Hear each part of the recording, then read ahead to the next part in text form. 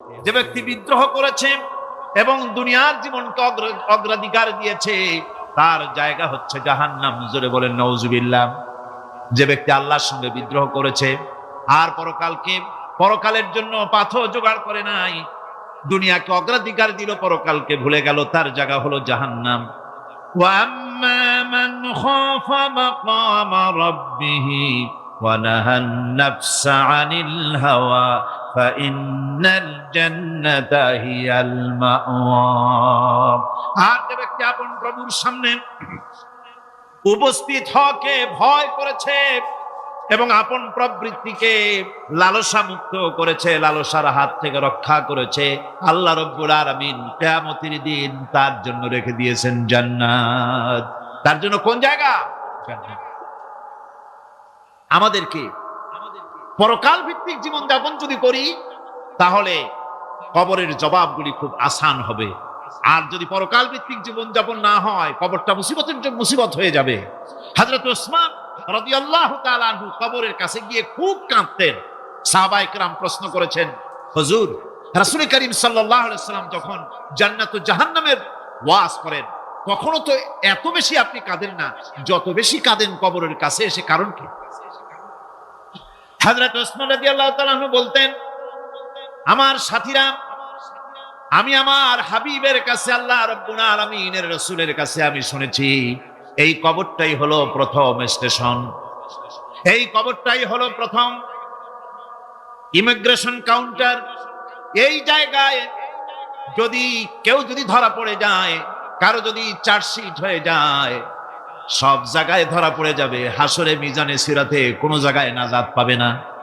আর এই কবরটা যদি কেউ মুক্তি পেয়ে যায়, মিজান সিরাত হাসর সব জায়গা থেকে আল্লাহ তারে ভালোভাবে পার করে দিবেন। এটা হলো আসল জায়গা, মারাত্মক জায়গা, খুব মারাত্মক জায়গা। আমি এটাকে ইমিগ্রেশন কাউন্টার বলেছি আমার ভাষায়। ইমিগ্রেশন কাউন্টার যারা বিদেশ ভ্রমণ করেছেন তারা জানেন। লন্ডন যাবেন, আমেরিকা যাবেন, সৌদি আরব যাবেন, যে কোনো বিদেশে যাবেন, গেলেই পাসপোর্ট তারা দেখবে। পাসপোর্টে আপনার ন্যাশনালিটি কোনটা সেটাই তারা জানতে চাইবে। আপনি কোন দল করেন এটা তারা জানতে চাইবে না। আপনি কোন ভাষায় কথা বলেন তাও তাদের জানার দরকার নেই। প্রথমেই তারা আপনার ন্যাশনালিটি দেখবে, আপনার আইডেন্টিটি কি তারা জানতে চাইবে। তারপরে যদি স্যাটিসফ্যাক্টরি হয় আপনাকে ভিসা দিয়ে ভেতরে ঢুকবার ব্যবস্থা করে দেবে। আর যদি তারা স্যাটিসফাইড না হয় তাহলে আপনাকে মেহমানখানায় ঢুকানো হবে গ্রেফতার করে। কবর হচ্ছে এ ধরনের একটি ইমিগ্রেশন কাউন্টার। কবরের ভিতরে মানুষ যখনই রাখা হবে সঙ্গে সঙ্গে দুজন ফেরেশতা আসবে। কবরের কাছে যারা এসেছিল দাফন হয়ে যাওয়ার পর এই লোকগুলি 40 কদম যেতে যতক্ষণ লাগে এর মধ্যেই দুজন ফেরেশতা এসে যাবে, এসে জিজ্ঞেস করবে, মান রব্বুকা, তুমি কোন দল করতে? ওটা তাদের জানার দরকার নেই। চাকরি কিসে করতেন ওটা জানার দরকার নেই। ব্যবসা করতেন না চাকরি করতেন প্রয়োজন নেই। প্রথমেই জিজ্ঞাসা করা হবে ন্যাশনালিটি, প্রথমেই জিজ্ঞাসা করা হবে তার ন্যাশনালিটি সম্পর্কে, তার আইডেন্টিটিটা কি, এবং সেটাকে সত্যায়িত করার জন্য, বোঝার জন্য 3টি প্রশ্ন। প্রথম প্রশ্ন, মান রব্বুকা ওয়া মা দীনুকা ওয়া মান নাবিয়্যুকা, তোমার রব কে, তোমার দ্বীন কি, তোমার নবী কে। যদি এই ব্যক্তি বেঈমান হয়, মুনাফিক হয়, সে বলবে হায় হাতা লা আদরি, হায় হাতা লা আদরি, জানি না আমার রবকে, আমি জানি না।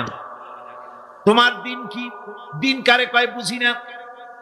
এরপরে আল্লাহর নবী জনাবে মুহাম্মদ রাসূলুল্লাহ সাল্লাল্লাহু আলাইহি ওয়াসাল্লাম কি দেখানো হবে, বলা হবে মা কুনতা তাকুলু ফি হাদার রাজুল, এই ব্যক্তি সম্পর্কে তোমার ধারণা কি নিকে, বলবে আমি চিনি না।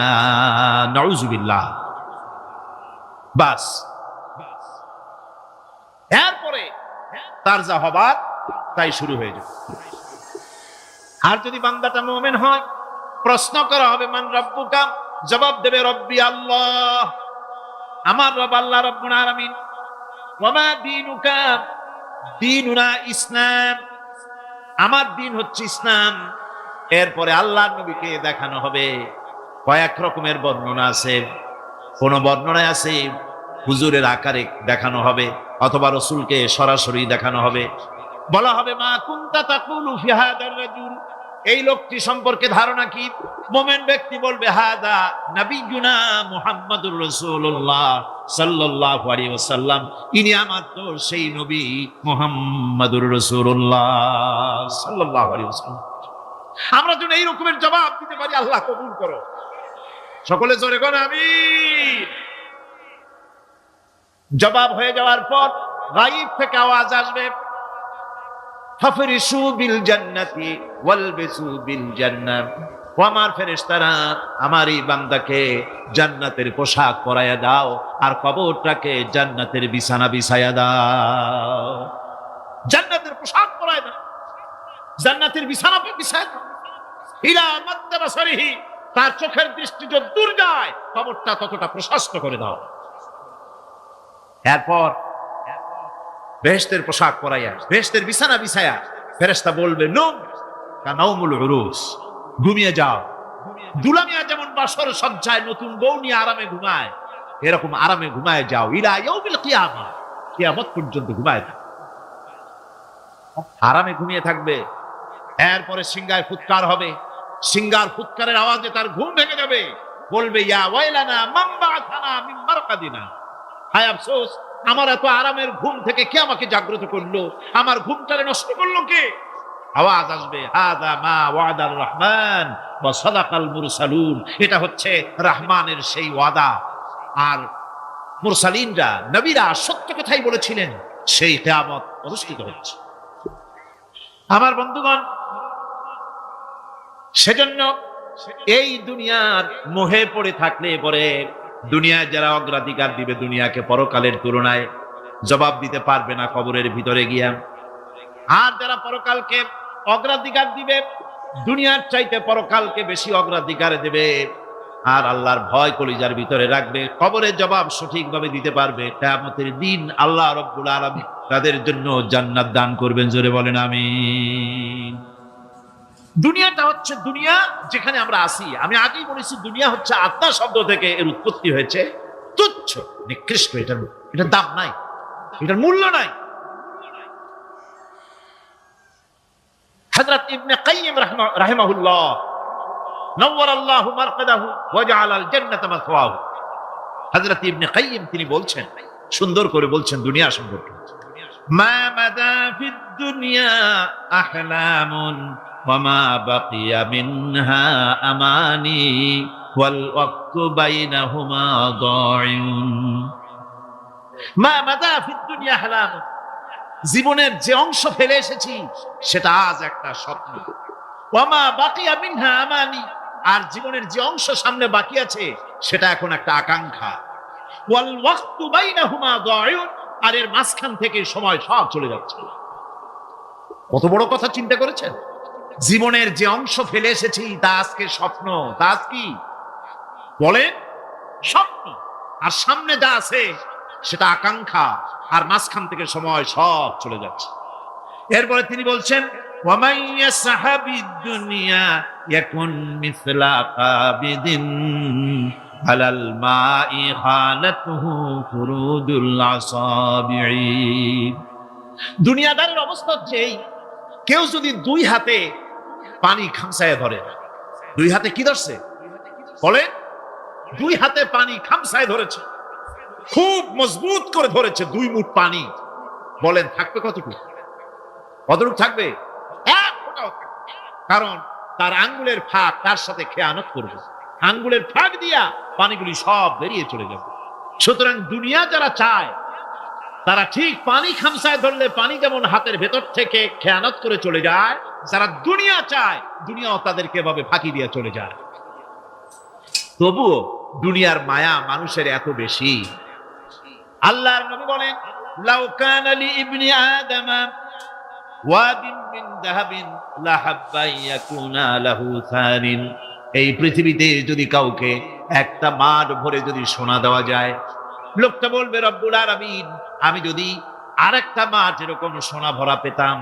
দ্বিতীয় আরেকটা মাঠ দেওয়া হলে আবার বলবে যদি তৃতীয় আরেকটা মাঠ সোনা ভরে যদি পেতাম।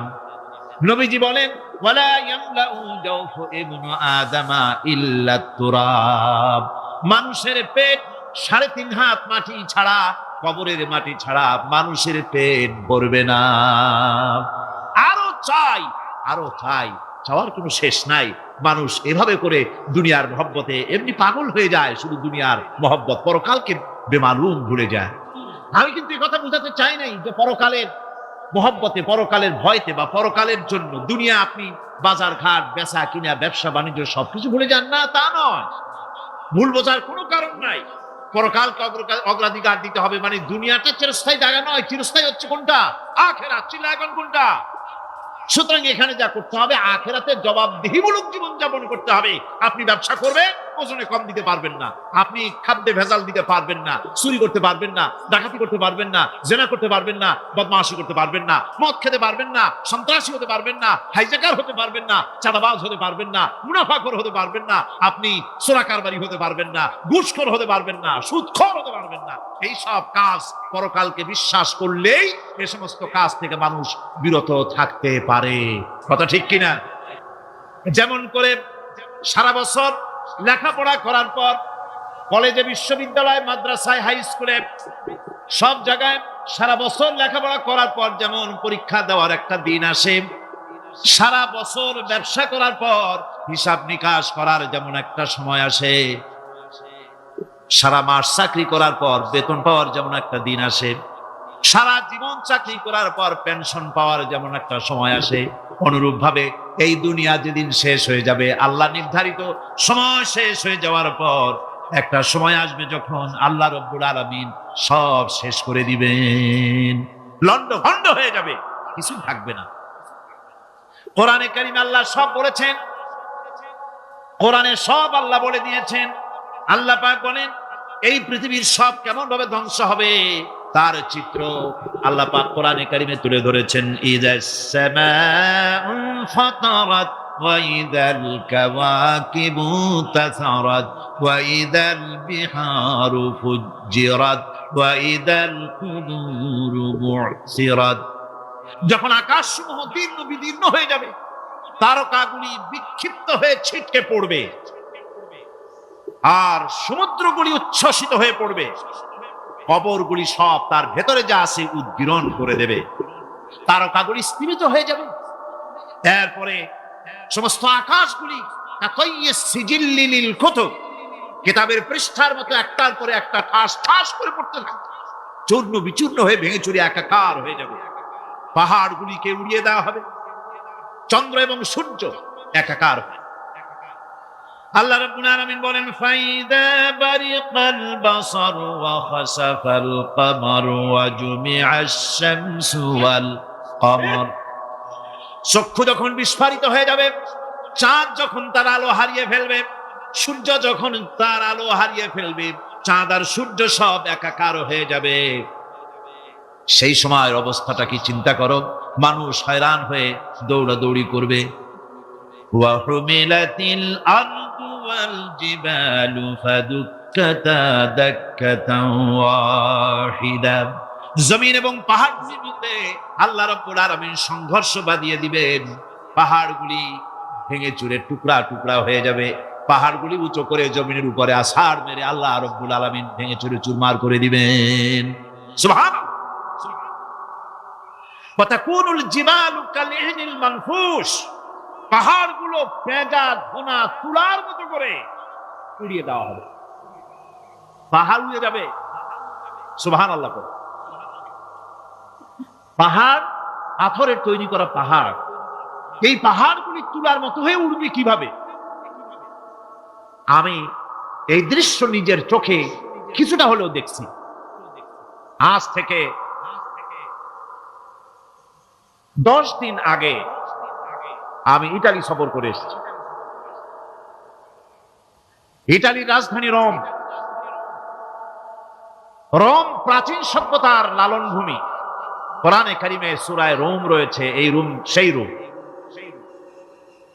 এখানের বাদশার কাছে রাসূল করিম সাল্লাল্লাহু আলাইহি ওয়াসাল্লাম হেরাক্লিয়াসের কাছে চিঠি পাঠিয়েছিলেন, সেই রোম। 12 থেকে 15,000-এর মতো বাংলাদেশি মুসলমান সেখানে আছে। জুমার দিন, যেদিন আমি গেলাম তার পরের দিনই জুমা ছিল।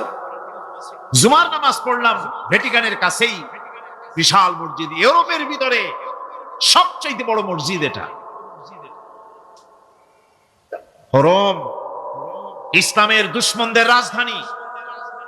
সেইখানে যখন আজান হচ্ছে আশহাদু আন্না মুহাম্মাদার রাসূলুল্লাহ, আমার অনুভূতির কথা আপনাদেরকে বোঝাতে পারবো না, কি অনুভূতির সৃষ্টি হয়েছে আমার ভেতরে। ভ্যাটিকানের পোপ এক পাশে, কিছু দূরেই ভ্যাটিকান, ওটা হচ্ছে গোটা পৃথিবীর সমস্ত খ্রিস্টানদের কাবা ভ্যাটিকান, তার পাশেই বিশাল মসজিদ। সেখানে নামাজ পড়লাম। চিন্তার ভেতরে আসলো আল্লাহ রাব্বুল আলামিন তার হাবিবের নাম, তার তাওহীদ, তার রিসালাতকে কিভাবে বিশ্বময় ছড়িয়ে দিলেন। আবু জাহেল চাইছিল মুহাম্মদ সাল্লাল্লাহু আলাইহি ওয়াসাল্লামকে স্তব্ধ করে দেবে মক্কার জীবনে। কত বদনাম, সাহের, কাহেন, কাযযাব, শায়ের, নাউযুবিল্লাহি মিন যালিক, কত গালাগালি করলো। আর আল্লাহ শুনালেন, হাবিব চিন্তার কোনো কারণ নাই, ওয়া রাফা'না লাকা যিকরাক, আমি আপনার প্রশংসা বিশ্বময় ছড়িয়ে দেব। সুবহানাল্লাহি ওয়া বিহামদিহি। রোম প্রোগ্রাম শেষ করে আমাকে তারা নিয়ে গেল, যেটা আমি বলছি সফর কাহিনী শোনাবার সময়টা না, যেহেতু এর সঙ্গে প্রাসঙ্গিক সেজন্য বলছি। পাহাড় কেমনে তুলার মতো হয়ে উঠবে তার নজির দেখেছি। রোম শহর থেকে 300 মাইল দূরে, 300 কিলোমিটার দূরে নেপোলিয়ান বোনাপার্ট তার বাড়ি, এবং ওটা তার নামে একটা প্রভিন্স। ভূমধ্য সাগরের পারে ভিসুভিয়াস, পৃথিবীর সবচাইতে বড় আগ্নেয়গিরি, সেটা দেখাতে নিয়ে যাওয়া হলো আমাকে। যে পাহাড়টা পৃথিবীর মাটি থেকে তার চূড়া হচ্ছে 3 মাইল উঁচু। এর 2 মাইল গাড়িতে করে ঘুরে ঘুরে যাওয়া যায়, এরপর আর গাড়িতে যাওয়া যায় না, বাকিটুকুন যেতে হবে হেঁটে হেঁটে। পাহাড়ের উপরে অক্সিজেন কম, বেশ কষ্ট হচ্ছিল উঠতে। জীবনে প্রথম পাহাড়ে চড়েছি, জাবালে নূর, রাসূল করিম সাল্লাল্লাহু আলাইহি ওয়াসাল্লামের উপরে যেখানে ওহী হয়েছিল সর্বপ্রথম। পাহাড় চড়ার একটা অভিজ্ঞতা ওখান থেকে আমার কিছুটা হয়েছিল। খুব কষ্ট হলো বাকি 1 মাইল উঠতে। যখন ভিসুভিয়াসের একদম শীর্ষে চলে গেছি, সেখানে গিয়ে আমার সাথে 15-20 জন লোক ছিল। আমি নিজে আল্লাহু আকবার বলে আমার গলা থেকে আওয়াজ বেরিয়ে গেল। আমি দেখতে পেলাম ভিসুভিয়াসের শীর্ষে বিশাল গর্ত। আমার মনে হয় গর্তটা এই মাঠের 1/4 হবে। এই মাঠের 1/4 হবে গর্তটা। সেই গর্তটার গভীরতা হচ্ছে 1.5 কিলোমিটার। এইখান থেকে পাথরগুলি উত্থিত হয়েছে, আগ্নেয়গিরি পাথর আগুনে গলে লাভা হয়ে এগুলি পাহাড় বেয়ে উপচে পড়েছে, চতুর্দিকে 12 মাইল ছড়িয়ে গিয়েছে। আমার মনে পড়লো ওয়াকুদুহান নাস ওয়াল হিজারা, জাহান্নামের আগুনের ইন্ধন হবে মানুষ আর পাথর। আমি সেখানে সেজদায় পড়ে গিয়া কান্নাম আর বললাম, আল্লাহ জাহান্নামের আগুন হারাম করে দিও আমাদের জন্য। পাথর কিভাবে গললো, গলে পাথরগুলি গলে পুড়ে চতুর্দিকে পড়েছে, আর ছিটকেছে, চতুর্দিকে ছিটকে পড়েছে। সেই পাথরগুলি ছিটকে ছিটকে যেগুলি পুড়ে পড়েছে, সেগুলিকে দূরে সাদা রঙের বলে মনে হয়, কোনোটা সাদা কোনোটা কালো, মনে হয় যেন তুলার মতো হয়ে পড়ে আছে চতুর্দিকে। 1944 সনে তৃতীয়বারের মতো ভিসুভিয়াস যে অগ্নিগিরি, যে অগ্নি উৎপাত করে, তাতে আশেপাশের 12 মাইল এলাকা এফেক্টেড হয়ে যায়। পাথরগুলি গলে এভাবে বিধ্বস্ত করে দিয়েছে। এখান থেকে এখানে জোহরের নামাজ, আসরের নামাজ আমরা পড়লাম, আল্লাহর কাছে খুব দোয়া করলাম। এখনো ধোঁয়া উঠতেছে, এখন পাহাড়ের ফাটল দিয়ে ধোঁয়া উঠছে। একজন হাত দিয়ে আমাকে বলল যে খুব গরম লাগে ধোঁয়াগুলি। ওখানকার লোকেরা বলল যে ভেতরে এখনো আগুন আছে, তবে সুপ্ত, যে কোনো মুহূর্তে আবার তা জাগ্রত হতে পারে। আমরা সেখান থেকে নেমে এলাম। একটু কিছু দূর গিয়েই সেখানে হলো পম্পেই শহর। এই পম্পেই শহরটা হচ্ছে ঈসা আলাইহিস সালামের জন্মের 2000 বছর আগে এই শহর তৈরি হয়। ঈসা আলাইহিস সালামের জন্মের 179 বছর পর ভূমিকম্প হয়। সেই ভূমিকম্পে গোটা পম্পেই শহরটা পৃথিবীর মানুষের চোখের আড়াল হয়ে যায়, ধ্বংস হয়ে যায়, মাটির তলায় হারাপ হয়ে যায়। আজ থেকে 200 বছর আগে মাটি খনন করতে গিয়ে এই শহর আবিষ্কৃত হয়। পুরা শহরটা খুঁড়ে তারা বের করেছে। 180 হেক্টর জমিনের উপরে এই বিশাল শহর। ঘুরে ঘুরে দেখলাম, গাড়ি চলে না সেখানে, পায়ে হেঁটে দেখতে হলো। প্রশস্ত রাস্তা। আজ থেকে 4000 বছর আগের মানুষেরা রাস্তা বানাতে জানতো পাথর দিয়ে, এবং রাস্তার দুধারে তাদের ছিল ফুটপাত, পানির ব্যবস্থা, নগরায়নের সব রকমের সুযোগ সুবিধা। তারপরে সেখানে বিচারালয়, এরপরে দোকানপাট, বাজারঘাট, সবকিছুর ব্যবস্থা রয়েছে। বিশাল বিশাল পাথরগুলি দিয়ে পিলার তৈরি করা। ভাবলাম এই পিলারগুলি, এই পাথরগুলি তারা কিভাবে ক্রেন ছাড়া এত উপরে উঠালো কি করে, আমার মাথায় আসলো না। পাথর কেটে কেটে সুন্দর সুন্দর অঙ্কন শিল্প তারা করেছে। এরপরে ঘুরতে ঘুরতে বাদশার রাজার বাড়ি থেকে ঢুকলাম। সেখানে গিয়ে দেখলাম উলঙ্গ এত মূর্তি পাথরের তৈরি করা। পাথর কেটে কেটে দেওয়ালে যৌন যৌন মিলনের এমন কোন অশ্লীল ছবি নাই যা তারা সেখানে তৈরি করে না। উলঙ্গ মূর্তি আর উলঙ্গ যৌন মিলনের অসংখ্য ছবি দিয়ে এই এলাকা ভরা। তখন আমি বুঝলাম আল্লাহর গজব হওয়ার কারণটা কি, এই শহরটা মাটির নিচে ভরা হয়ে যাওয়ার কারণটা কি। আল্লাহ পাক জেনা ব্যভিচার যে দেশে বেশি হয় আল্লাহ পাক বরদাস্ত করেন। দুশ্চরিত্র যে দেশের মানুষ দুশ্চরিত্র হয়ে যায়, জেনা ব্যভিচার বেশি হতে থাকে, আল্লাহ হরক করে দেন, গজব দেন। এই গজব এক এক সময় এক এক রকমের হয়ে আসে। কখনো মাটির নিচে দাবায় দেয়, কখনো মহামারী, কোন দেশে কলেরা, কোন দেশে জলোচ্ছ্বাস, কোথাও ভূমিকম্প, আর সর্বশেষ এই জেনা ব্যভিচারের জন্য আল্লাহ পাকের চূড়ান্ত, এই যৌনতার অশ্লীলতার জন্য চূড়ান্ত গজব বর্তমান বিশ্বের জন্য এইডস। আল্লাহ পাক এই গজব দিয়েছে। যে আল্লাহ পাক পাহাড়গুলিকে কিভাবে উড়াবেন এটা অস্বীকার করার কোনো উপায় নাই, বিশ্বাস তো করতামই। তবে হযরত ইব্রাহিম আলাইহিস সালাম যেমন বলেছিলেন, রব্বি আরিনি কাইফা তুহিল মাউত, আয় আল্লাহ তুমি মরা কি চিন্তা করবা কেমনে।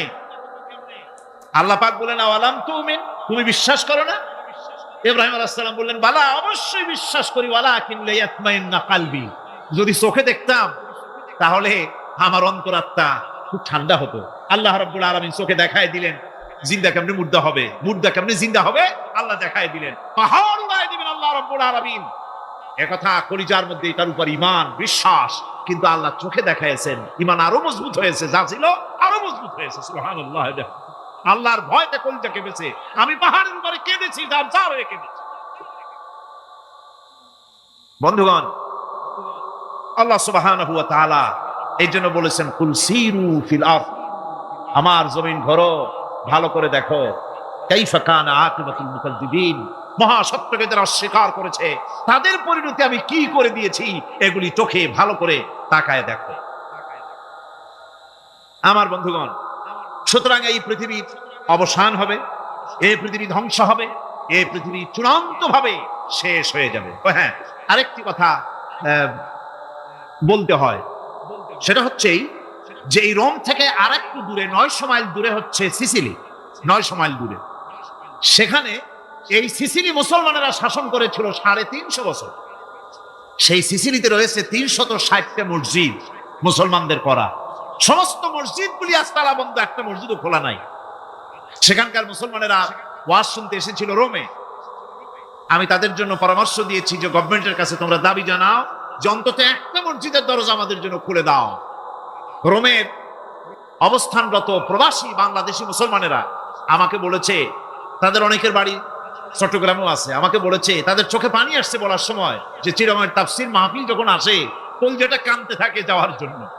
তো যাওয়া তো সম্ভব না এত দূর থেকে, আমাদের সালাম বলে দিবেন যত লোক আসবে, আর আমাদের জন্য দোয়া করতে বলবেন যেন এই রোমের ভিতরে আমরা ইসলামের আদর্শের ভিত্তিতে আমরা যেন চলতে পারি। আপনারা দোয়া করুন তাদের জন্য। ভাইরা আমার, এই পৃথিবী একদিন পরিসমাপ্তি ঘটবে এবং আল্লাহর দরবারে আমাদেরকে উঠতে হবে, এবং সেখানে আমাদের বিচার হবে। সেখানে আমাদের কি হবে? বিচার হবে। আল্লাহ পাক বিচারটাকে নির্ভুল করার জন্য, সঠিক করার জন্য প্রত্যেকের গলায় আমলনামা ঝুলায় রাখছে, এখানে রেকর্ডের ব্যবস্থা করা হয়েছে।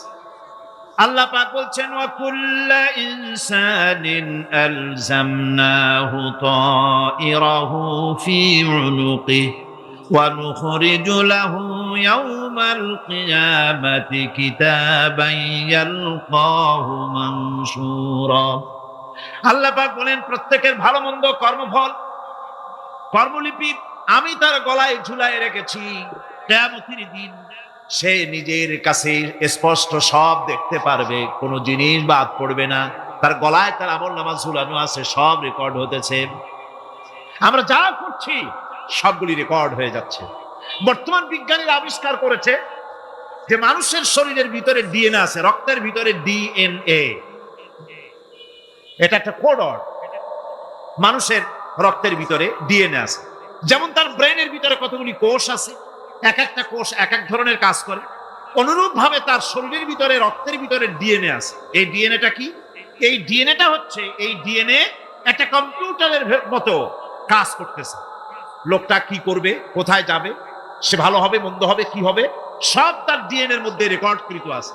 এটা বোঝার জন্য একটা সুন্দর দৃষ্টান্ত দেওয়া যায়। যেমন এই কাগজটাকে আপনারা মনে করুন একটা গাড়ি একটা ব্লুপ্রিন্ট, একটা গাড়ির ব্লুপ্রিন্ট। এখানে লেখা আছে গাড়ি কিভাবে তৈরি হবে। এই কাগজটা নিয়ে ঘরের মধ্যে রেখে দিলেন, এখন এই কাগজটা থেকেই অটোমেটিক গাড়ির উইন্ডো তৈরি হলো, শিল তৈরি হলো, গাড়ির বডি তৈরি হলো, চেসিস তৈরি হলো, টায়ার তৈরি হলো, ইঞ্জিন তৈরি হলো, ব্যাটারি তৈরি হলো, পেট্রোল নিল, আর কোন রকমের ড্রাইভার ছাড়াই গাড়ি চলতে আরম্ভ করলো। এই কথাটা যদি মনের মাথার মধ্যে আনতে পারেন যে এটা কিভাবে হইতে পারে, এতে লেখা অনুযায়ী যেভাবে হওয়া যদি সম্ভব হয়, অনুরূপ ভাবে মানুষের রক্তের ভিতরে ডিএনএ এরা আবিষ্কার করেছে। এর ভিতরে মানুষের ভালো মন্দ, কোথায় যাবে কি করবে, সবকিছুর মধ্যে রয়েছে। কোরআনে কারীমে আল্লাহ রাব্বুল আলামিন, আমি গত বছর বলছিলাম যে বিজ্ঞানের আবিষ্কার যত বাড়বে কোরআন বোঝা মানুষের জন্য তত সহজ হবে। সুবহানাল্লাহ। কোরআন বোঝা মানুষের জন্য তত সহজ হবে। সুতরাং মানুষের গলার সাথে আল্লাহ পাক বলছেন যে একটা আমলনামা আমি ঝুলাই দিয়েছি তার গলার সাথে, সে যা করতেছে ওখানে সব লিপিবদ্ধ হচ্ছে, কম্পিউটারাইজড, কম্পিউটারের মতো এগুলি সব গ্রহণ করতেছে। এগুলি কিয়ামতের দিন তার সামনে হাজির করা হবে।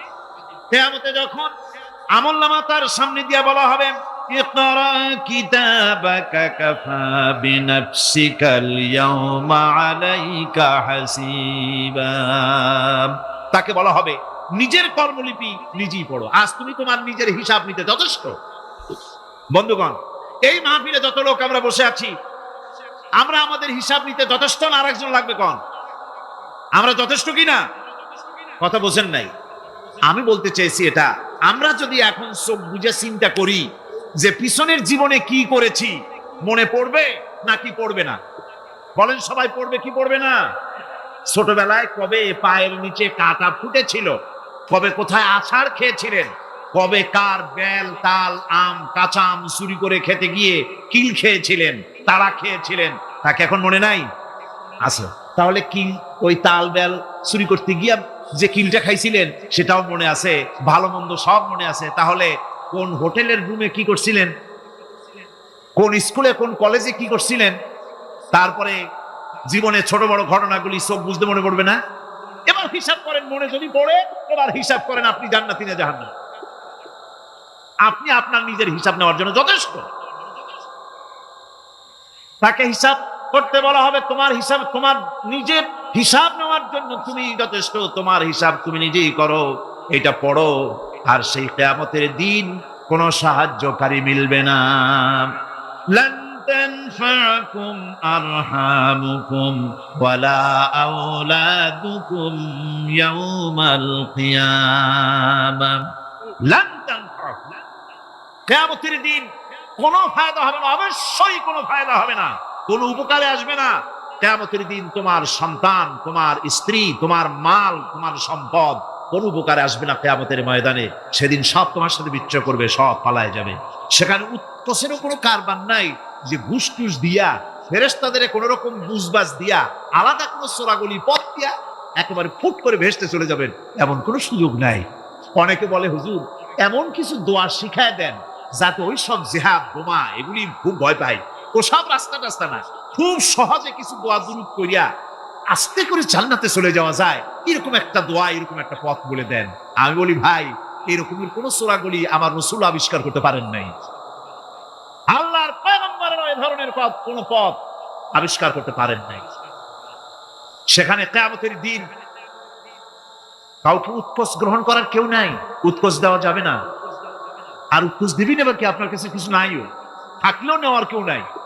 এই দুনিয়ায় ফাঁকিবাজি করে বহুত কিছু করা যায়, কিন্তু কিয়ামতের মাঠে এগুলি কিছুই চলবে না। اليوم لا ينفع مال ولا بنون। কিয়ামতের দিন ধন সন্তান সন্ততি আর সম্পদ কোনো কাজে লাগবে না। সেদিন শুধু আমল যদি ভালো হয় কাজে লাগবে, আমল খারাপ হবে সব শেষ হয়ে যাবে।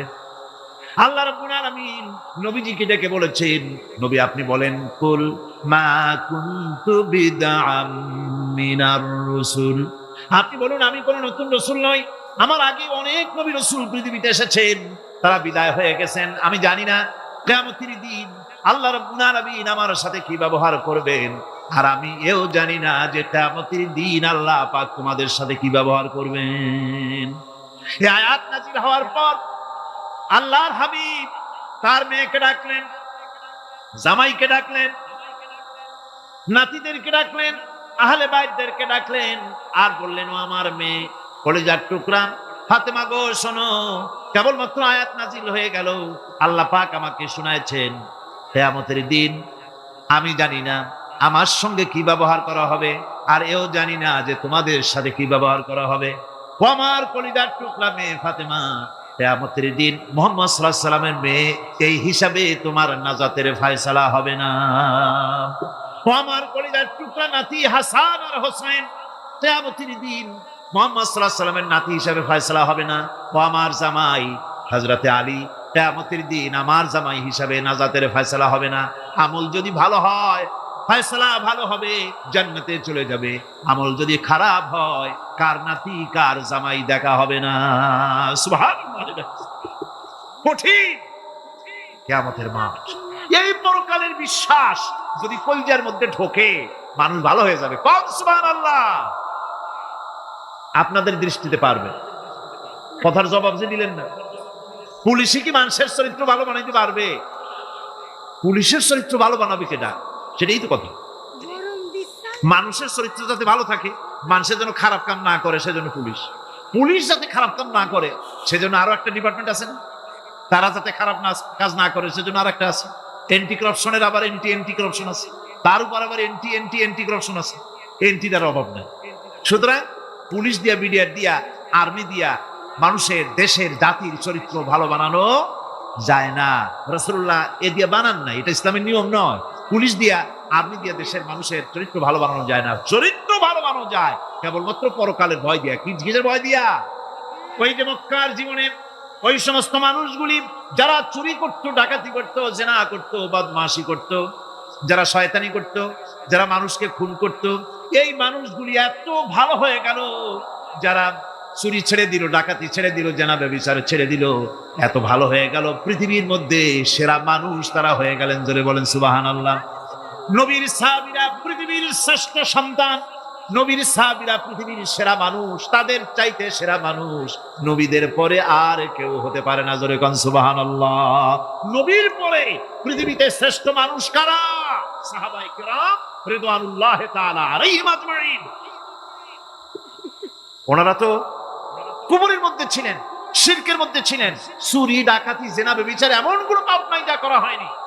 তারপরে যখন আল্লাহর নবীর কাছ থেকে তাওহীদ, রিসালাত ও আখিরাতের দাওয়াত পেলেন, কি সোনার মানুষ এক একজন হয়ে গেলেন। সুবহানাল্লাহ। যারা ছিলেন নারীর সতীত্বের জম, তারা হয়ে গেলেন নারীর সতীত্বের পাহারাদার। যারা মানুষের মাল চুরি করত, ডাকাতি করত, তারা রাতভর মানুষের মালের পাহারা দিল, মানুষের রক্তের পাহারা দিল। সুবহানাল্লাহ বিহামদি। রক্ত সম্পদের পাহারা দিল। রাসূল বললেন, খায়রুল কুরুনে কারনি, সর্বশ্রেষ্ঠ যুগ তো আমার যুগ। বন্ধুগণ, এরপরে একটা জীবন আসবে ওই কিয়ামতের ময়দানে। এই পরকালের বিশ্বাসটা গুরুত্বপূর্ণ ব্যাপার। আমাদের সব কিছুর হিসাব দেওয়া লাগবে। আল্লাহ পাক বলেন ইন্নাস সামআ ওয়াল বাসারা ওয়াল ফুআদা কুল্লু উলাইকা আনহু মাসউলা। নিঃসন্দেহে মানুষের শ্রবণ শক্তি, দর্শন শক্তি এবং তার অন্তঃকরণের কল্পনা সম্পর্কে আল্লাহ রাব্বুল আলামিনের কাছে জিজ্ঞাসিত হতে হবে। কান দিয়া কি করেছিলা, চোখ দিয়া কি করেছিলা, মুখ দিয়া কি করেছিলে, হাত দিয়ে কি করেছিলে, সবকিছুর জবাব আল্লাহ রাব্বুল আলামিনের কাছে দিতে হবে। সবটার জবাব দিতে হবে, কোনো কিছু বাদ যাবে না। এমনকি মনের ভিতরে যে কল্পনা আমরা করি, এই কল্পনার হিসাব আল্লাহর দরবারে দিতে হবে। কোরআনে কারীম বলছেন ওয়া ইন তুবদু মা ফি আনফুসিকুম আও তুখফুহু ইউহাসিবুকুম বিহিল্লাহ। মনের ভিতরে তুমি যেটা কল্পনা করো সেটা প্রকাশ করো, অথবা তুমি গোপন রাখো, যাই তুমি করো না কেন আল্লাহ রাব্বুল আলামিন এর হিসাব তোমার কাছে নেবেন। ফায়াগফিরু লিমান ইয়াশাউ ওয়া ইউআযযিবু মান ইয়াশাউ ওয়াল্লাহু আলা কুল্লি শাইইন কাদির। মহান আল্লাহ পাক বলেন, করার পর তোমার মনের ভিতরে কি কল্পনা করেছিলে ওইটার হিসাব আমি নেব। হিসাব নেওয়ার পর যারে খুশি ক্ষমা করে দেব, যাকে খুশি শাস্তি প্রদান করব। সবকিছুর উপরে আল্লাহ রাব্বুল আলামিন শক্তিমান, সব তিনি করতে পারেন, সমস্ত কুদরত রয়েছে তার। সুতরাং মানুষদেরকে, আল্লাহর বান্দাদেরকে বিশ্বাস করতে হবে যে আমার কোনো কথা বাদ যাবে না, কথাগুলি রেকর্ড হচ্ছে, কথা রেকর্ড হচ্ছে। তারপরে যদি রেকর্ড বাজানো হয় তাহলে আমি কথা যে বলি নাই যদি বলি, তাহলে এটা ধরা পড়বে না, সেখানে ধরা পড়বে না। তাহলে এই মানুষের কথা প্লাস্টিকের ফিতায় রেকর্ড করে 50 বছর, 100 বছর, 200 বছর, 500 বছর যদি প্লাস্টিকের ফিতায় এটাকে চলচ্চিত্র করে অথবা টেপ রেকর্ডারে করে যদি ধরে রাখা যায়, এই বুদ্ধিটা কে দিলেন কত দেখি? সবাই কন্যা বুদ্ধিটা দিলেন কে? যে আল্লাহ রাব্বুল আলামিন মানুষের মাথায় বুদ্ধি দিলেন, যার দ্বারা সে মানুষের কথাবার্তা অ্যাক্টিভিটি সব ধরে রাখতে পারে। সে আল্লাহ রাব্বুল আলামিন বুঝি আপনার আমার কথা এবং আপনার আমার অ্যাক্টিভিটিসকে তিনি বুঝি ধরে রাখতে পারবেন না কিয়ামত পর্যন্ত? পারবেন কি না? সেজন্য রাব্বুল আলামিন বলেন মা ইয়ালফিযু মিন কাওলিন ইল্লা লাদাইহি রাকীবুন আতীদ। সমস্ত কথা রেকর্ড হচ্ছে। সুবহানাল্লাহ, কোন জোরে! সমস্ত কথা রেকর্ড হচ্ছে, একটা কথাও বাদ যাবে না। মুখ আছে বলেই কথা বলবেন তা না, হিসাব করে কথা বলতে হবে। গীবত গাওয়া যাবে না, মিথ্যা কথা বলা যাবে না, মিথ্যা ওয়াদা করা যাবে না। মিথ্যা ওয়াদার তো মৌসুম এসে গেছে। কি কোন বোঝেন কথা? হ্যাঁ, মিথ্যা ওয়াদা মৌসুম এসে গেছে। এখন মৌসুমে বাহার মিথ্যা বলার। কত সুন্দর সুন্দর ওয়াদা, সোনা দিয়া রাস্তা বানায় দেব। অভুক্ত মানুষদের বলা হয় না খায় মরবেন না, কিন্তু কি খেয়ে মরবে তাও কয়। আমরা যদি যাইতে পারি তাহলে মটকির মতো রসগোল্লা বানায়, গরুর গাড়ির চাকার মতো জিলাপি বানায়, খাইতে গিয়ে হা করে শীত হয়ে থাকবে। কত রঙিন রঙিন কথা মিথ্যা ওয়াদার সময় এসেছে। ভাইরা আমার, পরকাল যদি বিশ্বাস করে সেই ব্যক্তি কিছুটি মুখ আছে বলেই যা খুশি বলবে না, পরনিন্দা করবে না, পরচর্চা করবে না, হাত আছে বলেই যা তা লিখবে না। ঘটনা হইল একটা লিখলো, আর একটা কলম একটা আছে বলেই যা খুশি তা লেখা যায় না, মুখ আছে বলেই যা খুশি তা বলা যায় না, চোখ আছে বলেই যা খুশি তা দেখা যায় না। গরু খাওয়া জায়েজ করা হয়েছে বলে গরুর লেজ থেকে মাথা পর্যন্ত পাইকারি দরে সব খাওয়া যায় না। গরু খাওয়া হারাম না হালাল? হালাল। পাইকারি দরে লেজ থেকে মাথা পর্যন্ত সব খাওয়া হালাল না। ওর মধ্যে আল্লাহ কিছু হারাম রেখে দিছে, সেগুলোকে বাইসে খাইতে হবে। আল্লাহ দেখতে চান পাইকারি দরে জমের খাওয়া খাও না আমার হারাম গুলি বাদ দিয়ে খাও, নিষেধ করা গুলি বাদ দিয়ে খাও।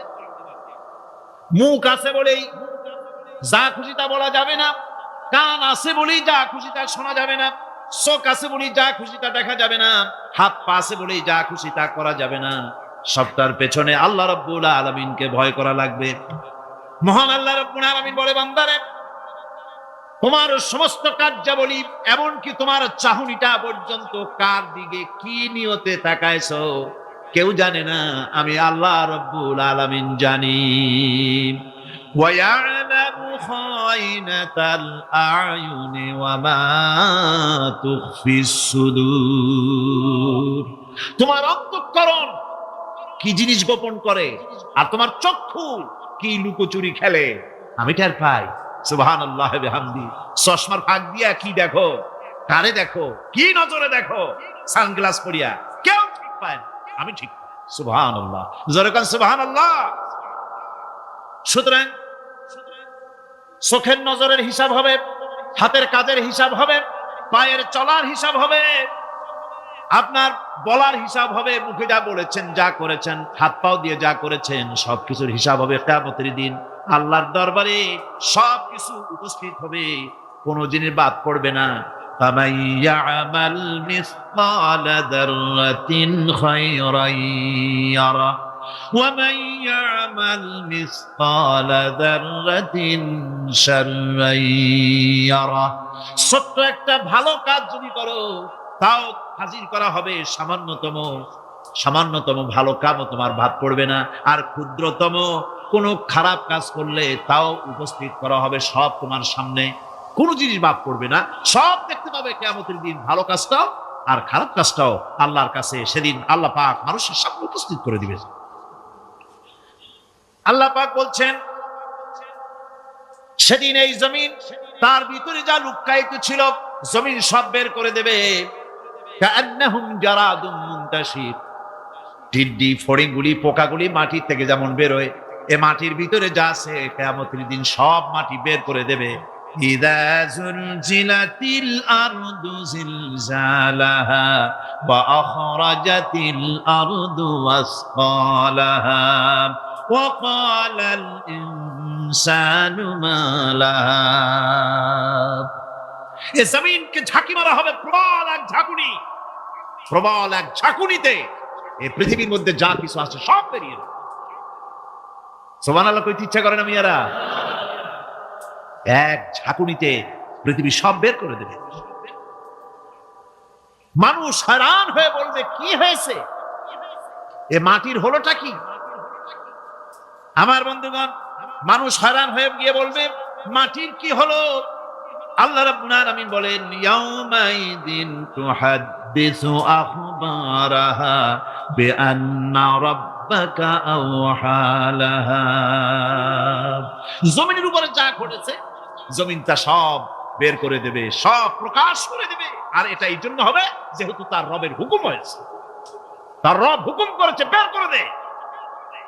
জমিনের ভিতরে আছে যা সব বেরিয়ে যাবে, আকাশ ভেঙে পড়বে, পাহাড় উড়ে যাবে, জমিনের ভিতরে যা আছে সব উপরে চলে আসবে, পৃথিবীতে সব শেষ, কিচ্ছু নাই, আকাশ নাই, পাহাড় নাই, সমুদ্র নাই, সব একাকার, চন্দ্র নাই, সূর্য নাই, তারকা নাই, গ্যালাক্সি নাই, মহাশূন্য নাই, সব শেষ।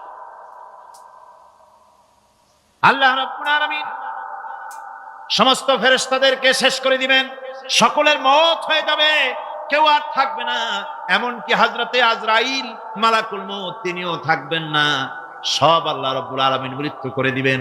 এরপরে আল্লাহ রাব্বুল আলামিন একা তিনি বলবেন, ইয়া দুনিয়া আইনা আনহারুকি। এ পৃথিবী, তোর সেই সমুদ্রগুলি কোথায়, নদীগুলি কোথায়? ইয়া দুনিয়া আইনা আশজারুকি। হে দুনিয়া, তোমার গাছগুলি কোথায়? এত বন বনানি, এত গাছ ছিল। ইয়া দুনিয়া আইনা জিবালুকি। হে পৃথিবী, তোর জমিনে যত পাহাড় ছিল, পাহাড়গুলি কই? যত স্বৈরাচার ছিল জমিনের উপরে, যারা স্বৈরাচারী মনোবৃত্তি নিয়ে মানুষ ধ্বংস করেছে, দেশ ধ্বংস করেছে, মায়ের বুক খালি করেছে, ওই স্বৈরাচারগুলি কই? কোনো জবাব নাই। আল্লাহ পাকের পরে বলবেন, লিমানিল মুলকুল ইয়াউম। কার রাজত্ব? আজকে রাজত্বটা কার? আল্লাহ তিনবার আওয়াজ দিবেন, আজকে রাজত্ব কার? আল্লাহ পাক যখন তিনবার করে ডাক দিবেন, কোনো জবাব নাই। কোনো জবাব নাই। কে জবাব দেবে? আল্লাহ রাব্বুল আলামিনের সামনে কার ক্ষমতা আছে কথা বলার? কেউ তো নাই, সব শেষ। আল্লাহ পাক বলবেন লিল্লাহিল ওয়াহিদুল কাহ্হার, একমাত্র পরাক্রমশালী আল্লাহ রাব্বুল আলামিনের রাজত্ব আজ। সেই হাসরের মাঠে আমাদের সকলকে উপস্থিত হয়ে যেতে হবে। কেউ আমরা এখান থেকে বাঁচতে পারবো না, সবাই করতে। অপরাধীরা সেখানে অসহায় হয়ে যাবে, অপরাধীরা অসহায় হয়ে যাবে। আল্লাহ পাক বলেন فَإِذَا جَاءَتِ الصَّاخَّةُ يَوْمَ يَفِرُّ الْمَرْءُ مِنْ أَخِيهِ وَأُمِّهِ وَأَبِيهِ وَصَاحِبَتِهِ وَبَنِيهِ।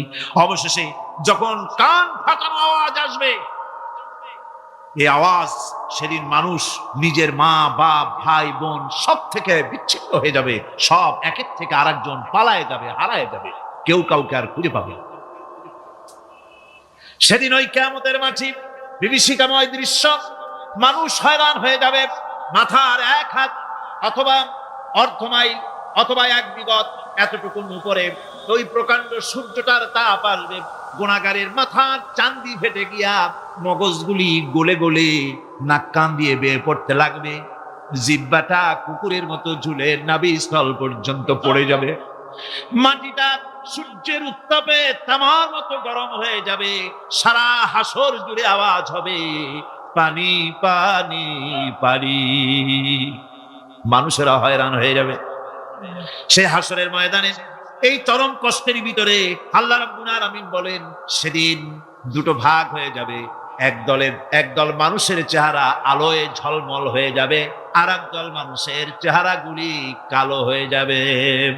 উজুহু ইয়াওমাইদিন মুসফিরাতুন দাহিকাতুন মুস্তাবশিরা ওয়া উজুহু ইয়াওমাইদিন আলাইহা গাবারা। আল্লাহ পাক বলেন এক শ্রেণীর মানুষের চেহারা হাস্যোজ্জ্বল ঝলমলে হয়ে যাবে, আর এক শ্রেণীর মানুষের চেহারাগুলি কালো হয়ে যাবে। তারহাকুহা কাতারা উলাইকা হুমুল কাফারাতুল ফাজারা। হাস্যোজ্জ্বল, স্বচ্ছন্দপূর্ণ, সুন্দর, উজ্জ্বল ঝলমলে চেহারা হবে ঈমান আনার কারণে, পরকালকে বিশ্বাস করার কারণে, আল্লাহ এবং রাসূলের কথা অনুযায়ী জীবন যাপনের কারণে চেহারাটা উজ্জ্বল হয়ে যাবে। আর আল্লাহর নাফরমানি, রাসূলের নাফরমানি, পরকালকে অস্বীকার করার কারণে কাফেরগুলির চেহারা, মুনাফিকগুলির চেহারা কালো হয়ে যাবে। তাদেরকে আলাদা করে দেওয়া হবে। আমতাজুল ইয়াওমা আইয়ুহাল মুজরিমুন, মুজরিমদেরকে আলাদা করে দেওয়া হবে, দুইটা ভাগ হয়ে যাবে। এই চরম অবস্থা সৃষ্টি হবে কিয়ামতের ময়দানে। সেদিন রাসূল করিম সাল্লাল্লাহু আলাইহি ওয়াসাল্লাম উম্মতের জন্য সুপারিশ করবেন। সেই সুপারিশ যেন আমাদের করতে পারেন সেজন্য আমাদেরকে তৈরি করতে হবে, সে ধরনের যোগ্য আমাদেরকে বানাতে হবে। বন্ধুগণ, এই পরকালীন জীবন, এর সম্ভাবনা, এটা যে হবে এবং সেই পরকালে আমাদের সকলকে যে উঠতে হবে, কিয়ামতে আল্লাহর কাছে জীবনের সব কিছুর জবাবদিহি করতে হবে, এই ভীতি সৃষ্টি করতে চায় আল্লাহ পাক মানুষের ভেতরে। আল্লাহ পাকের চাইতে মানুষের কল্যাণকামী আর কেউ আছে? চিল্লায় কোন আল্লাহর চাইতে, বিশ্ববাসীর সৃষ্টি জগতের কল্যাণকামী আল্লাহর চাইতে, রাসূলের চাইতে বেশি কেউ কি আছে? সে আল্লাহ পাক সব বলে দিলেন, ওপেন সিক্রেট করে দিলেন, সব গোপন ফাঁস করে দিলেন। কেমনে বিচার হবে, কেমনে কিয়ামত অনুষ্ঠিত হবে, কেমনে কি হবে, সব খুলে খুলে আল্লাহ পাক বলে দিলেন আমাদেরকে ভালো হওয়ার জন্য। কোরআনে কারীম বলছে লাইসাল বিররা আন তুওয়াল্লু ওয়ুজুহাকুম কিবালাল মাশরিকি ওয়াল মাগরিব। পূর্ব পশ্চিমে মাথা ঘুরানো, সার নত করা, মাথা ঘুরানো, মুখ ঘুরানো, এটাই কিন্তু সৎ কাজ এবং পুণ্যবান হওয়ার, সৎ কাজ করার, নেককার হওয়ার জন্য যথেষ্ট নয়, বরং ওয়ালাকিন্নাল বিররা মান আমানা বিল্লাহি ওয়াল ইয়াউমিল আখির। প্রকৃতপক্ষে সৎকারী মুমিন, ভালো কাজ করা, প্রকৃত মুমিন, সত্যিকারের ভালো মানুষ, সত্যিকারের ইমানদার হওয়ার জন্য 10টি কাজ লাগবে। কয়টি কাজ? 10টি কাজ লাগে। সেই 10টি কাজের একটি কাজ গত বছর আপনাদের খেদমতে আরজ করা হয়েছে, 2টি বলা হয়েছে, বাকি আজকে বললাম আর একটা, হয়ে গেল 3টা। বাকি আছে কয়টা? 7। বাকি আছে আরো 7। পরকাল ভিত্তিক জীবনযাপন যদি করতে পারি তাহলে আমরা হব দুনিয়ার শ্রেষ্ঠ মানুষ। কোন আলহামদুলিল্লাহ। وسخر لكم ما في السماوات وما في الأرض। এই পৃথিবীতে যা কিছু তোমরা দেখতে পাও এই সব কিছুকে তোমার অনুগত করে দেওয়া হয়েছে, যাতে করে তোমার সাহায্য করতে পারে, তোমার সহযোগিতা করতে পারে। এই জন্য আমি সবকিছুকে সৃষ্টি করেছি। সাখারা শব্দের অর্থ হচ্ছে যে আমি সবগুলিকে তোমাদের অনুগত করে দিয়েছি, যাতে করে তোমাদের অনুগত থাকে, অর্থাৎ তোমরা তাদের এই সমস্ত জিনিস দিয়ে তোমরা কাজ নিতে পারো। পানির উপর দিয়ে তোমরা যেন নৌকা চালাতে পারো, স্টিমার চালাতে পারো, পানি অনুগত করা হয়েছে, বাতাসকে অনুগত করা হয়েছে। পৃথিবীর সব কিছুকেই আমি অনুগত করে দিয়েছি তোমাদের, যাতে করে তার দ্বারা তোমরা কাজ নিতে পারো। মানুষের জন্য যা কিছু প্রয়োজন তিনি তার দয়া দিয়ে, রহমত দিয়ে তিনি তা সৃষ্টি করে দিয়েছেন। আল্লাহ পাক বলছেন, ওয়াসাখখারা লাকুমুশ শামসা ওয়াল কামারা দাইবিনা ওয়াসাখখারা লাকুমুল লাইলা ওয়ান নাহার। যিনি চন্দ্র সূর্যকে সৃষ্টি করেছেন এবং এগুলিকে নিয়ন্ত্রিত করেছেন, চাঁদ সূর্যকে সৃষ্টি করে নিয়ন্ত্রিত করে দিয়েছেন, তোমাদের সমস্ত প্রয়োজন তিনি মিটিয়ে দিয়েছেন। দেখুন, চাঁদ এবং সূর্যকে আল্লাহ পাক সৃষ্টি করেছেন এবং একটা রহমত, একটা কুদরত সেই চাঁদ সূর্যের মধ্যে দান করেছেন। সূর্য যেখানে আছে, এটা যদি আল্লাহর দয়া না থাকতো, শুধু তাপ দেওয়ার জন্য সৃষ্টি করতেন আর মানুষের কল্যাণের দিকটা যদি চিন্তা না করতেন, তাহলে সমস্যা হয়ে যেত। সূর্য যেখানে আছে, বিজ্ঞানীরা বলেছেন তার থেকে যদি কিছু নিচে নেমে আসতো তাহলে গোটা পৃথিবী জ্বলে পুড়ে ভস্ম হয়ে যেত। আর যেখানে আছে তার থেকে সূর্য যদি কিছু উপরে উঠে যেত তাহলে গোটা পৃথিবী হিম শীতল হয়ে, পৃথিবী ফ্রিজ হয়ে যেত, মানুষ প্রাণী জগৎ মরে সব শেষ হয়ে যেত। চাঁদ যেখানে আছে, এই চাঁদ তার জায়গা থেকে কিছু উপরে যদি উঠতো তাহলে পৃথিবী মরুভূমি হয়ে যেত। আর যেখানে আছে তার থেকে কিছু নিচে যদি আসতো তাহলে গোটা পৃথিবী পানি, সমুদ্রের পানি, নদীর পানিগুলি প্লাবিত হয়ে, ওভারফ্লো হয়ে, উচ্ছ্বসিত হয়ে গোটা পৃথিবীকে প্লাবিত করে দিত, ডুবাই দিত, সব শেষ হয়ে যেত। তাহলে আমরা দেখতে পাচ্ছি শুধু সৃষ্টি নয়, সৃষ্টিও করেছেন এবং প্রত্যেকটি সৃষ্টির পেছনে তার দয়া কাজ করেছে, তার কুদরত কাজ করেছে, যাতে করে মানুষের জন্য সুবিধা হয়, মানুষের জন্য উপকার হয়। অন্য আয়াতে আল্লাহ পাক বলেন, وآتاكم من كل سألتموه وإن تعدوا نعمة الله لا تحصوها। আল্লাহ পাক বলেন, তিনি তোমাদের প্রতি এত দয়াবান, আল্লাহ তোমাদের প্রতি এত দয়া রাখেন, এত মেহেরবানি করেন যে তোমাদের সমস্ত চাহিদা তিনি পূরণ করেছেন। তোমাদের জীবনে যা দরকার সব তিনি পূরণ করেছেন, এত পূরণ করেছেন। তোমরা যদি আল্লাহ পাকের নেয়ামতগুলি যদি গণনা করো, ওয়া ইন তাউদ্দু নি'মাতাল্লাহি লা তুহসুহা, আমার নেয়ামতগুলি যদি গুনতে থাকো, গুনে গুনে আমার নেয়ামত শেষ করতে পারবে না। সুবহানাল্লাহ ওয়া বিহামদিহি, আমার নিয়ামত গুনে শেষ করতে পারবে না, এত নিয়ামত আমি আল্লাহ রাব্বুল আলামিন দান করেছি। সুতরাং প্রকৃত কথা হচ্ছে যে মানুষ বড় অকৃতজ্ঞ, মানুষ সমস্ত নিয়ামতকে, নিয়ামতের শুকর আদায় করে না, নিয়ামত বোঝেও না। উলাইকা কাল আনাম, চোখ আছে, চোখ দিয়া সব দেখে, কিন্তু আল্লাহর নিয়ামতগুলি দেখে উপলব্ধি করার ক্ষমতা নাই। খায় জনমের খাওয়া, কিন্তু খাওয়ার পরে কার খানা খাইলো, কার দেওয়া খানা খেলো, এরপরে এতটুকুন শুকরিয়াও আদায় করে না। তো চোখ থাকতে দেখে না, অন্তর থাকতে চিন্তা করে না, কান থাকতে হক শোনে না। আল্লাহ পাক বলেছেন, উলাইকা কাল আনাম, এরা হলো জানোয়ারের মতো। কিসের মতো বলুন? আল্লাহ বলেন না বালহুম আদাল, শুধু জানোয়ারের মতো না, বরং জানোয়ারের চাইতেও নিকৃষ্ট। জোরে কোন নাউজুবিল্লাহ। যাদের চোখ থাকতে দেখলো না, কান থাকতে শুনলো না, অন্তঃকরণ থাকতে বিবেচনা করলো না, এরা চতুষ্পদ জানোয়ারের মতো। আল্লাহ পাক বলছেন, আর রহমান আল্লামাল কোরআন, এই কোরআন শিক্ষা দিয়েছেন রহমান, যিনি দয়ার সাগর, যিনি মানুষের সব প্রয়োজন মিটিয়েছেন। কোরআনের মতো একটা বড় প্রয়োজন তিনি মিটাবেন না, তা কি হতে পারে? জোরে কোন হতে পারে? মানুষ সৃষ্টি করলেন, অথচ মানুষের চলার পথ দিলেন না। মানুষ সৃষ্টি করলেন, মানুষ কোন পথে চলবে, কি করলে আল্লাহ রাজি হবেন, কি করলে বেহেশতে যাব, কি করলে শান্তিতে থাকবো দুনিয়ায়, এর কোনো পরিকল্পনা তিনি দিলেন না। তিনি শুধু বললেন নামাজ পড়ো, রোজা রাখো, আর তা যদি না করো কিয়ামতে জাহান্নামে যাবা। আল্লাহ কি এইভাবে জালিম? আল্লাহ এরকম জালিম? ওয়ামাল্লাহু বিযাল্লামিন লিল আবিদ।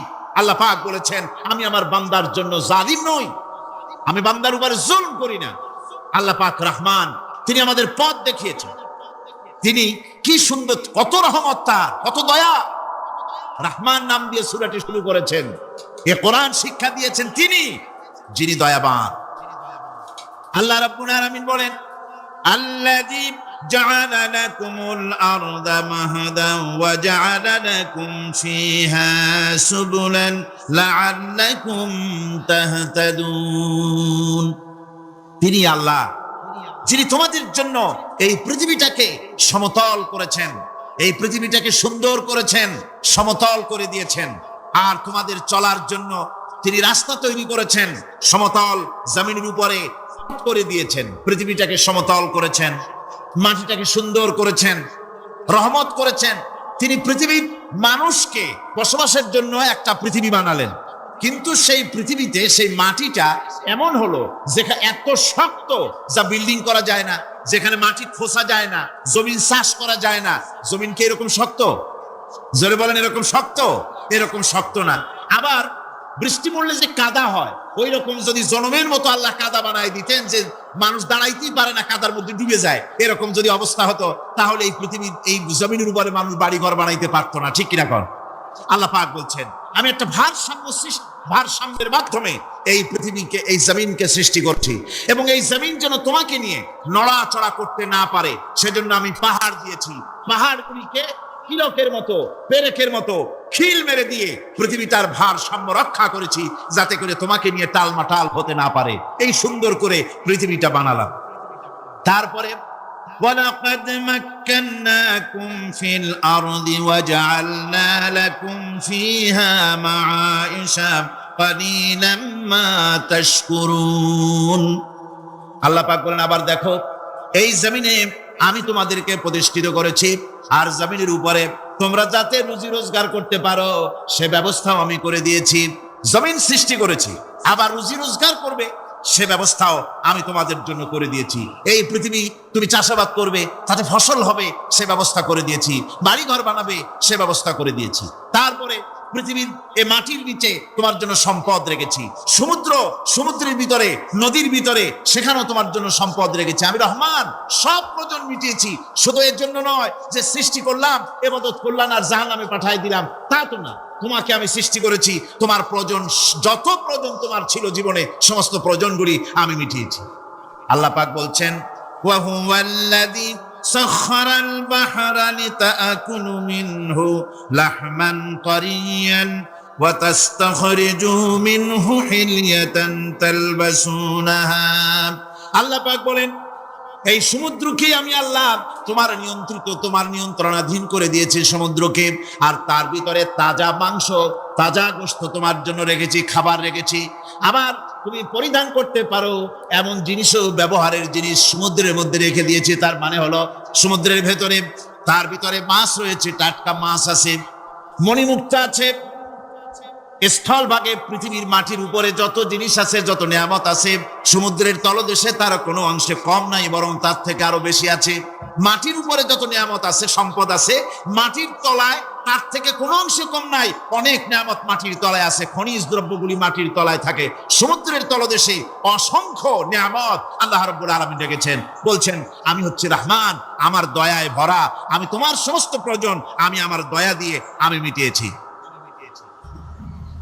আমার ভাইরা, আল্লাহ সুবহানাহু ওয়া তাআলা তিনি হচ্ছেন রহমান, তিনি হচ্ছেন রহমান। জোরে বলেন তিনি কি? দয়ার সাগর, যিনি মানুষের সমস্ত প্রয়োজন মিটিয়েছেন, তিনি কোরআন অবতীর্ণ করেছেন। আমি আল্লাহর দয়ার কথা, রহমান শব্দের ব্যাখ্যা আপনাদের সামনে করে সামনে এগোচ্ছি। আল্লাহ পাক বলছেন যে আমি এই পৃথিবী সৃষ্টি করলাম, মাটিতে তোমাদের জন্য চতুষ্পদ জন্তু সৃষ্টি করেছি, বাতাসের উপরে পাখিরা সাঁতার কাটছে, আর পানির ভিতরে মৎস্যরাজি রয়েছে। এ সমস্ত প্রাণীগুলি আত্মরক্ষার জ্ঞান আমি দান করেছি, তারা তোমাদের জন্য উপকার করে। সেই পশুগুলি পশম দিয়ে তোমাদের কাপড় চোপড় তৈরি হয়, তারপরে তার চামড়া তোমরা পরিধান করো। এই পশুগুলিও তোমাদের জন্য আমি এক নিয়ামত হিসেবে দিয়েছি। ওয়াল-আনআমা খালাকাহা লাকুম ফীহা দিফউন ওয়া মানাফিউ ওয়া মিনহা তা'কুলুন। আল্লাহ সুবহানাহু ওয়া তাআলা বলেন, আমি মানুষের জন্য পশু তৈরি করেছি, চতুষ্পদ জন্তু সৃষ্টি করেছি, যার পশম দিয়ে তোমাদের জন্য শীতের পোশাক তৈরি হয়। আপনারা যে এই যে চাদর গায়ে দেন, কম্বল গায়ে দেন, এগুলো কার পশম? পশুর পশম। পশুগুলির, জন্তুগুলির পশম দিয়ে আপনাদের জামা কাপড়গুলি তৈরি হয়। তারপরে এই পশু আপনাদের জন্য বাড়িতে পাহারা লাগায়।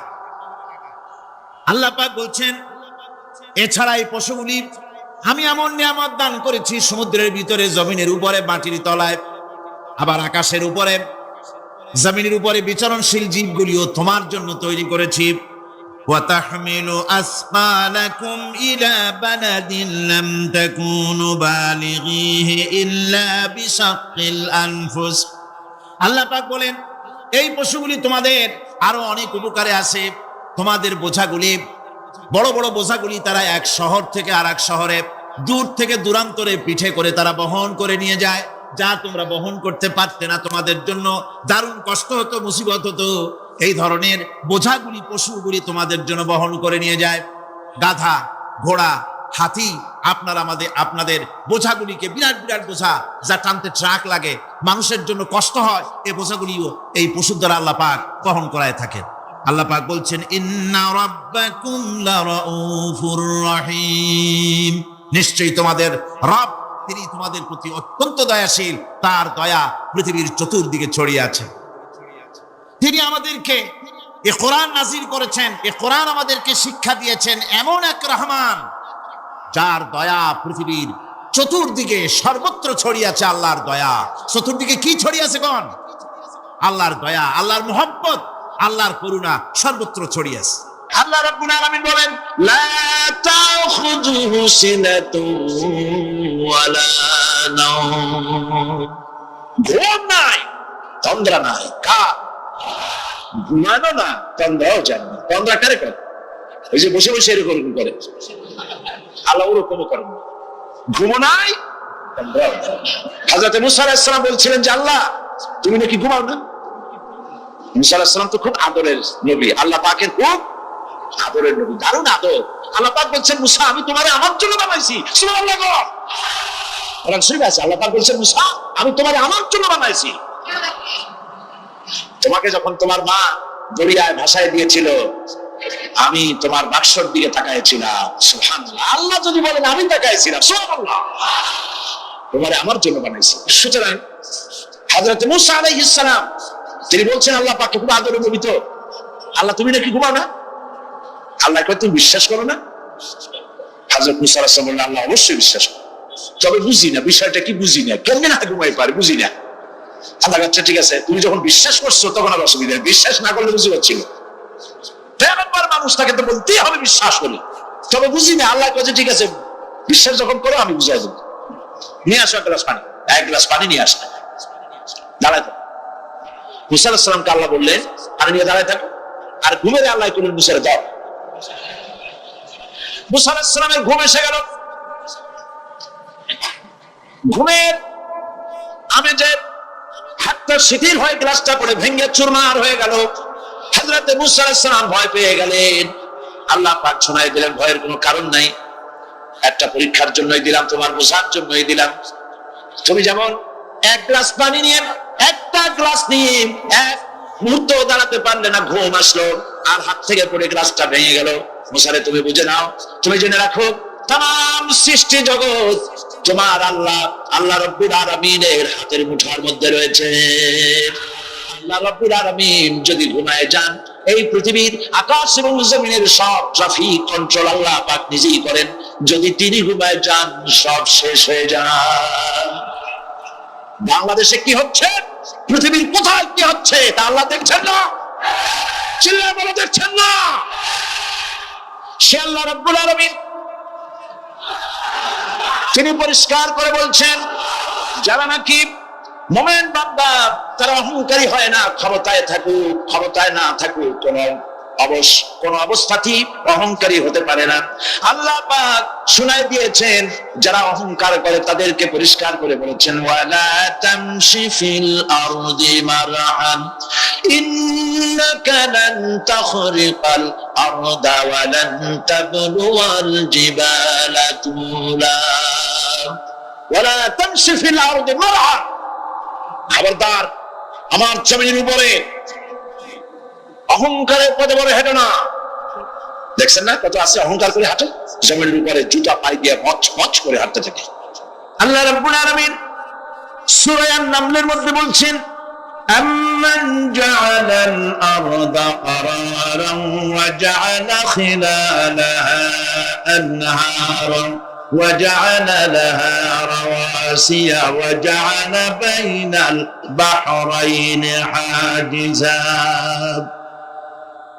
আর তিনি এই পৃথিবীর অবস্থান লাভের উপযোগী করে আল্লাহ পাক তোমার জন্য তৈরি করে দিয়েছেন, এবং এর মধ্যে নদ নদী আল্লাহ পাক সৃষ্টি করে দিয়েছেন, পাহাড়গুলিকে গেড়ে দিয়েছেন, আর পানির মধ্যে দুটি ধারা আল্লাহ সৃষ্টি করেছেন। পানির মাঝখানে একটা অন্তরাল সৃষ্টি করেছেন। এটি একটা তো আবিষ্কার হয়েই গেছে, সেটি হলো প্রশান্ত মহাসাগরের ভেতরে 4000 কিলোমিটার লম্বা, 2500 কিলোমিটার চওড়া প্রশান্ত মহাসাগরের ভিতরে একটি বিশাল এলাকা পাওয়া গেছে, যেটার পানি অত্যন্ত সুমিষ্ট সুমধুর, আর বাইরের পানিগুলি অত্যন্ত লবণাক্ত। সূরা আর-রহমানের মধ্যে আল্লাহ পাক বলেছেন, মাওয়াজাল বাহরাইনি ইয়ালতাকিয়ান বাইনাহুমা বারযাখুন লা ইয়াবগিয়ান ফাবিআইয়ি আলা'i রাব্বিকুমা তুকাযযিবান। দুটি সমান্তরালে পানি প্রবাহিত হয়ে যাচ্ছে, দুটি ধারা। লোনা পানি মিষ্টি পানিকে লোনা বানাতে পারে না, মিষ্টি পানি লোনা পানিকে মিষ্টি বানাইতে পারে না, মাঝখানে কোনো পার্টিশন নাই। সুবহানাল্লাহ। আমার দেশের পদ্মা, গঙ্গা, যমুনা, মেঘনা এর মিষ্টি পানিগুলি ভাটির আকারে বঙ্গোপসাগরের নোনা পানির মধ্যে ছুটে যায়, আবার জ্বরের টানে বঙ্গোপসাগরের মুখ তিতা হয়ে যায়, এমন নোনা পানি মিষ্টি দরিয়ার মধ্যে এসে ঢুকে যায়। কিন্তু বঙ্গোপসাগরের নোনা পানি মিষ্টি পানিকে নোনা বানাতে পারে না, আবার নোনা পানিগুলি মিষ্টি এলাকায় গিয়ে মিষ্টিরেও খারাপ বানাইতে পারে না। আল্লাহ রাব্বুল আলামিন বলেন, এগুলি আমার আইন মানে। কার আইন? আফাগায়রা দীনিল্লাহি ইয়াবগুন ওয়া লাহু আসলামা মান ফিস সামাওয়াতি ওয়াল আরদি তাওআন ওয়া কারহা। আকাশে আর জমিনে যা কিছু আছে সব আনুগত্যের মস্তককে আমার সামনে অবনতি করে দিয়েছে। সুতরাং এর আমার আইন মানে। চাঁদ, সূর্য, গ্রহ, নক্ষত্র আইন মানে কার? চিল্লায় বলুন। আল্লাহ পাক এই পৃথিবীকে সুন্দর করে সাজিয়ে দিয়েছেন, আবার এর মধ্যে তিনি মাঝে মধ্যে এই পৃথিবী একটু ভূমিকম্পন হয়, কিন্তু তা কোথাও কোথাও একসাথে না। একসাথে যদি সারা পৃথিবীতে ভূমিকম্প হইতো, সৃষ্টি জগতের অস্তিত্ব বিলুপ্ত হয়ে যেত।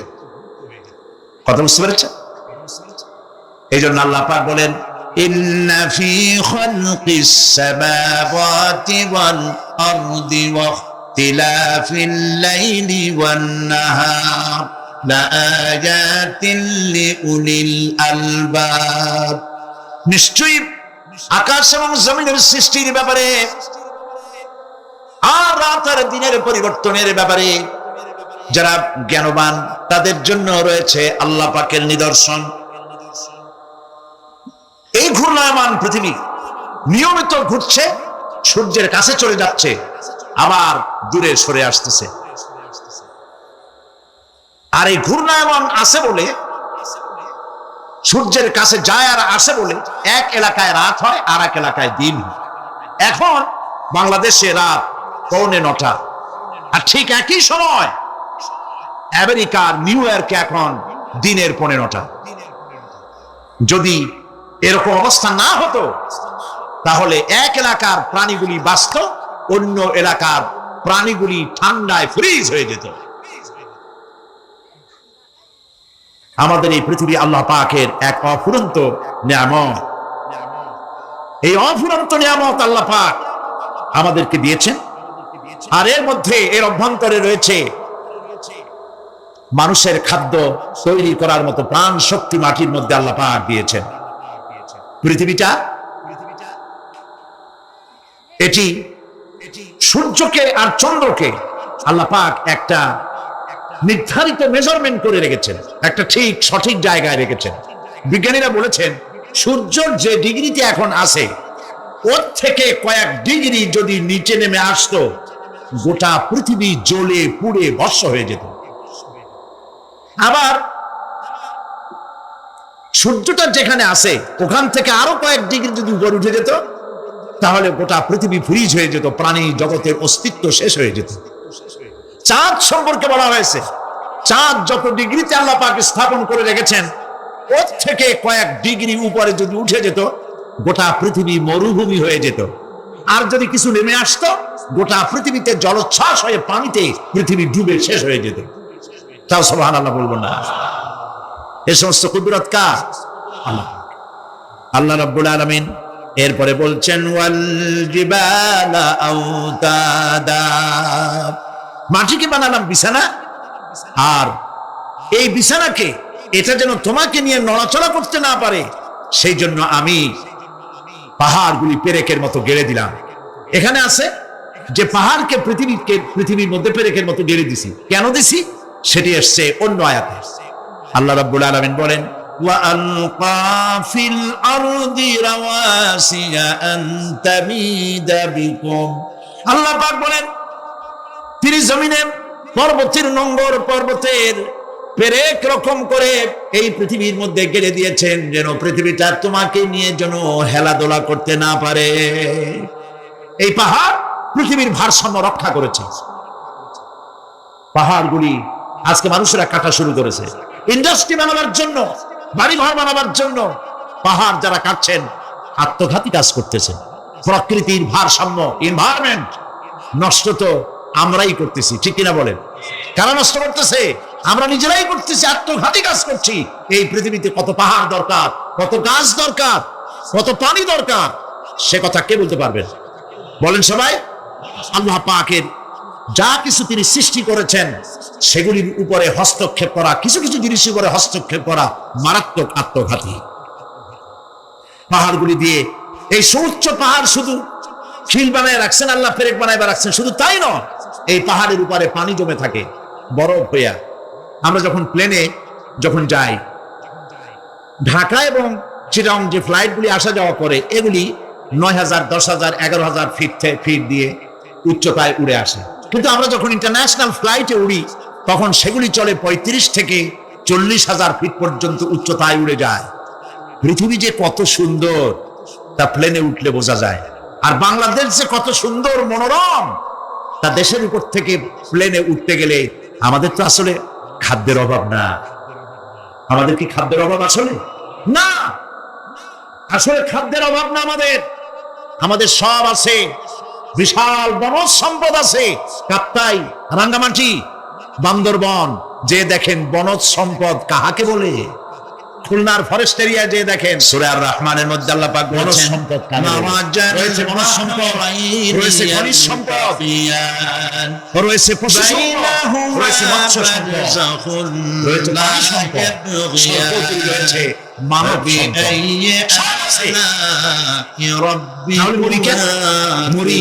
সম্পদ।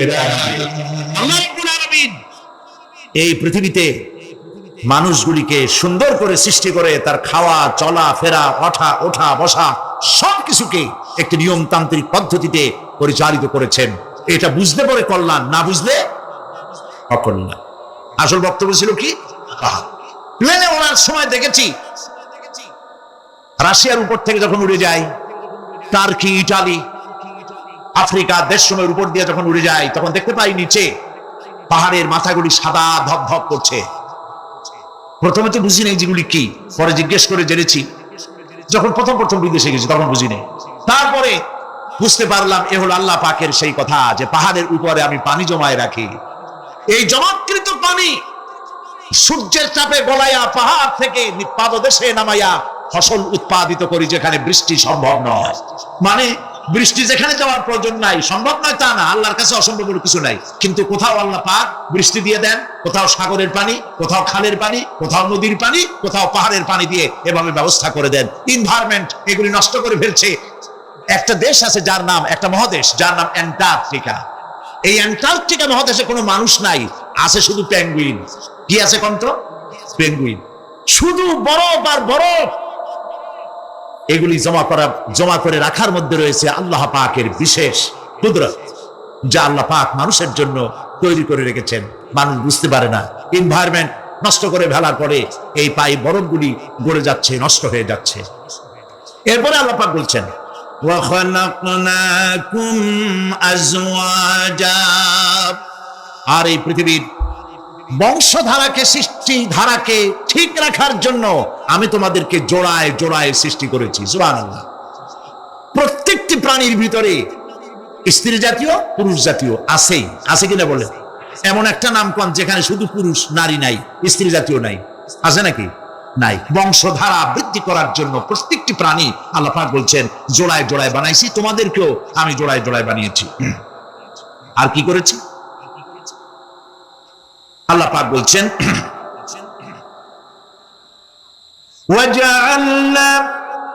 وَجَعَلْنَا نَوْمَكُمْ سُبَاتًا, একদিকে তো জোড়ায় জোড়ায় বানালাম পুরুষ এবং স্ত্রী। এই পুরুষ আর স্ত্রী সৃষ্টি করার ভিতরে রয়েছে আল্লাহ পাকের নিদর্শন। কার নিদর্শন বলুন? কোরআনে কারিমে আল্লাহ পাক বলেন, وَمِنْ آيَاتِهِ أَنْ خَلَقَ لَكُم مِّنْ أَنفُسِكُمْ أَزْوَاجًا لِتَسْكُنُوا إِلَيْهَا وَجَعَلَ بَيْنَكُم مَّوَدَّةً وَرَحْمَةً إِنَّ فِي ذَلِكَ لَآيَاتٍ لِقَوْمٍ يَتَفَكَّرُونَ। আর আল্লাহ পাকের অসংখ্য নিদর্শনের মধ্যে একটিও নিদর্শন যে তিনি তোমাদের থেকে তোমাদের জোড়া সৃষ্টি করেছেন, তোমাদের স্ত্রী বানাইছেন। কেন? লিতাসকুনু ইলাইহা, যাতে করে তুমি তার কাছ থেকে তোমার মনের প্রশান্তি, সেও এবং তুমিও উভয়ের কাছে মনের প্রশান্তি খুঁজে পাও। ওয়া জাআলা বাইনাকুম মাওয়াদ্দা, আর আল্লাহ পাক তোমাদের মধ্যে সৃষ্টি করেছেন ভালোবাসা। ওয়া রাহমা, আর পরবর্তী সময় সৃষ্টি করেছেন দয়া এবং করুণা। একজন আরেকজনের কাছে পূর্ণ মাত্রায় তাই মিলিত হওয়ার জন্য নির্জন পরিবেশের আশ্রয় নেয়। আর এভাবে করি আল্লাহ পাক মানব বংশের এই ধারাকে অব্যাহত রেখেছেন। সুবহানাল্লাহ। ওয়া জাআলা বাইনাকুম মাওয়াদ্দা, আর তোমাদের মধ্যে আল্লাহ পাক ভালোবাসা সৃষ্টি করেছেন। এই কথা বলার এর ব্যাখ্যা কি? ভালোবাসা সৃষ্টি করেছেন এর ব্যাখ্যা এরকম হতে পারে, কয়েক রকম। আমি যেটা জেনেছি সেটি হচ্ছে এরকম, ভালোবাসা সৃষ্টি হওয়ার কথা ছিল না। এক পর্যায়ে ভালোবাসা থাকবে কোন একটি বিশেষ সময়, বাকি সব সময় ঝগড়া হবে, এটাই হওয়া স্বাভাবিক ছিল। ধরুন মেয়ের বাড়ি চট্টগ্রাম, ছেলের বাড়ি বরিশাল। মেয়ে শুটকি খেতে খুব পছন্দ করে, ছেলের গন্ধ সহ্য করতে পারে না। মেয়ে বলে খড়ে যাচ্ছে, আর ছেলে বলে যে কমবে যাও। মানে একজন আর একজনের ভাষার সাথে মিল নাই। কথা ঠিক কিনা বলে? ভাষার সাথে মিল নাই, রুচির সাথে মিল নাই। একজনের টক পছন্দ করে, আর একজনের টক সহ্য করতে পারে না। আর একজনের শুটকি খায়, আর একজনের শুটকি পছন্দ করে না। কাজে রুচি আর অভ্যাস ইত্যাদি দিয়ে সারাদিন স্বামী স্ত্রীর মধ্যে ঝগড়া হওয়া স্বাভাবিক ছিল, ঠিক না? আল্লাহ পাক বলেন সেখানে আমি এই স্বামী স্ত্রী যখন হয়ে যায় তখন দুজনের মধ্যে আমি ভালোবাসার সৃষ্টি করে দেই। আর সে ভালোবাসা এমন পর্যায়ে চলে যায়, স্ত্রী তার স্বামীর জন্য জীবন দিতে চায়, স্বামী তার স্ত্রীর জন্য জীবনের সবকিছু উজাড় করে দিতে চায়। ওয়া জাআলা বাইনাকুম মাওয়াদ্দা, এরপরে সৃষ্টি করি রাহমা। ওই ভালোবাসা ছিল যৌবন কেন্দ্রিক, বিশেষ এক উদ্দেশ্যকে সামনে রেখে। কিন্তু যখন যৌবনে ভাটি লাগলো, তখন ওই উদ্দেশ্য আর থাকলো না। তখন আল্লাহ পাক বলেন এই সময় তো দুজনের মধ্যে রাগারাগি খেসাখেসি ইত্যাদি হয়, স্বাভাবিক ছিল, কিন্তু তা হইল না। আমি রহমত দিলাম, করুণা দিলাম। এখন বুড়ারে সারে বাঁচে না, আর বুড়াও বুড়ির সারা বাঁচে না। তাও আমরা সুবহানাল্লাহ কব না।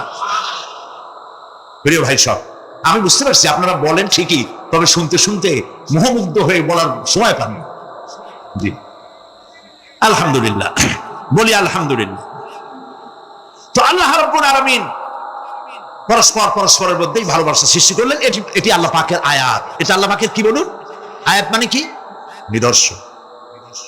এরপরে রাব্বুল আলামিন বলেন ওয়াজআলনা নাওমাকুম সুবাতা, আর আমি তোমাদের জন্য ঘুমকে করেছি শান্তির বাহন।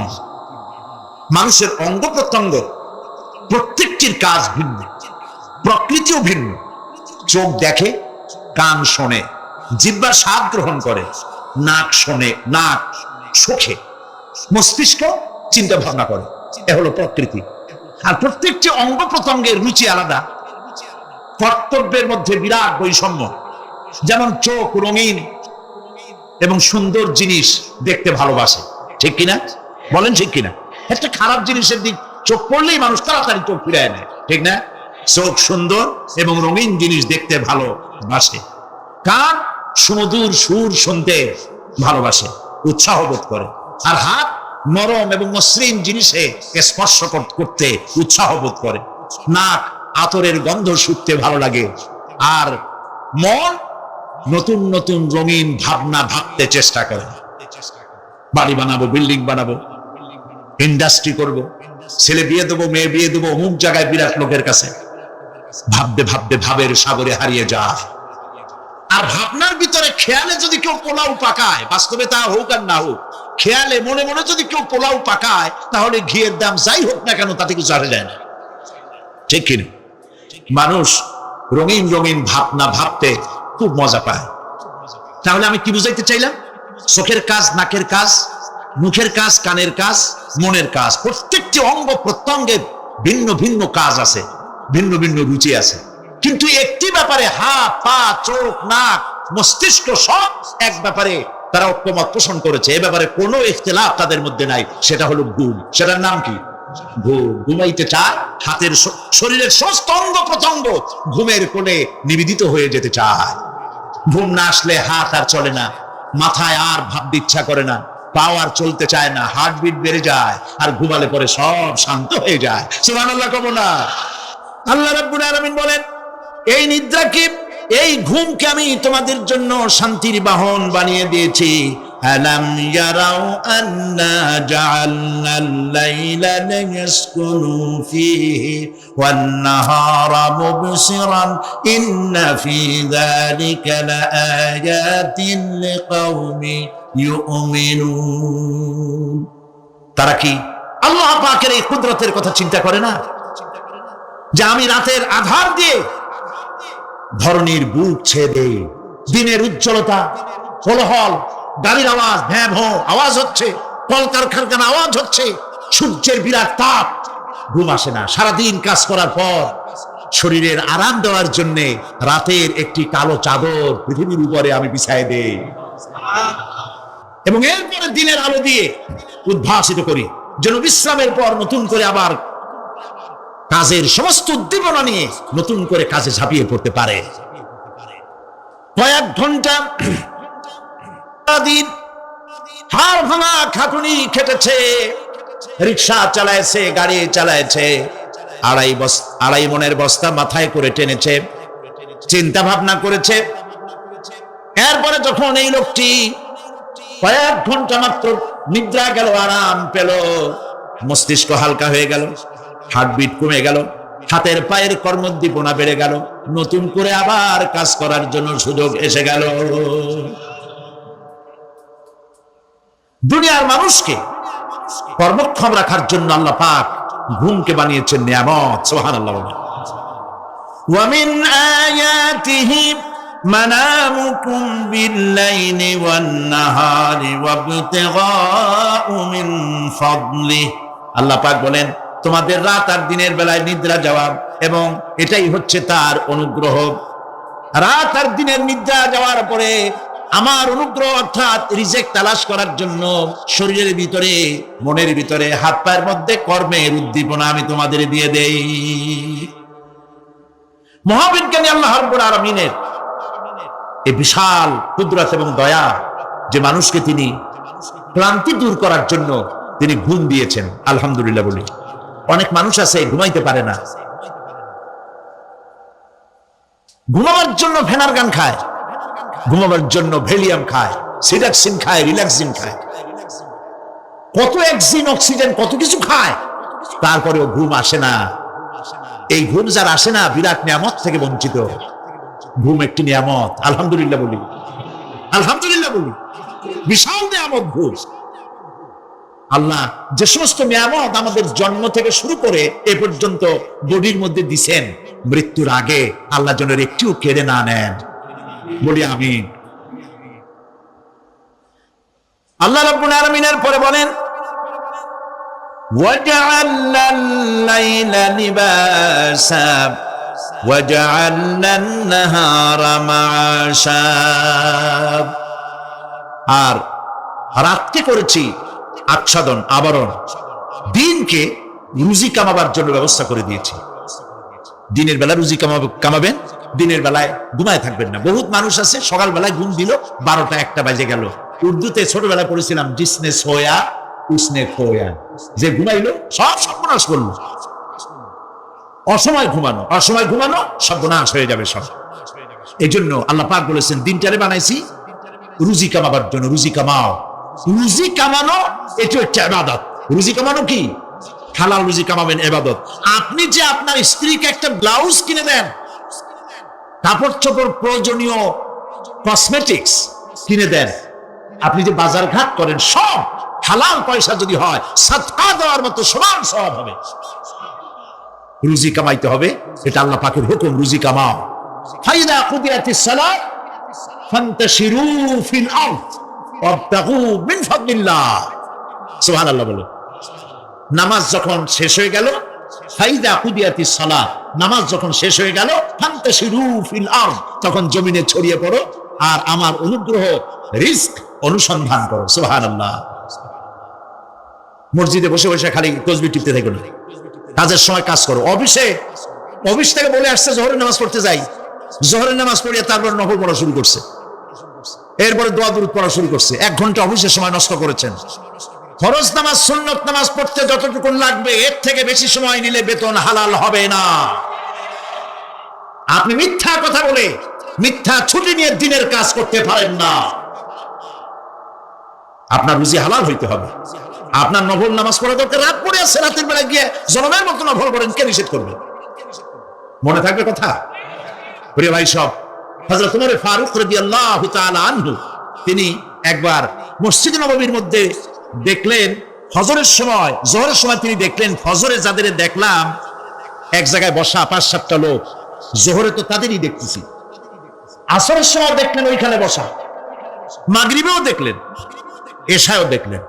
এশার নামাজের পর তিনি প্রশ্ন করলেন, তোমরা কারা? বলল যে আমরা হলাম দূরের থেকে আসছি, মসজিদে নববী শ্রেষ্ঠ মসজিদ, এখানে বসে বসে আল্লাহর জিকির আজগার করি। তো আল্লাহর জিকির আজগার করো, নামাজ পড়ো, খাও কি? কাজে কিছু লোক আছে ওরা মেহেরবানি করে রান্না করে আনিয়া আমাদের খাওয়াইয়া যায়।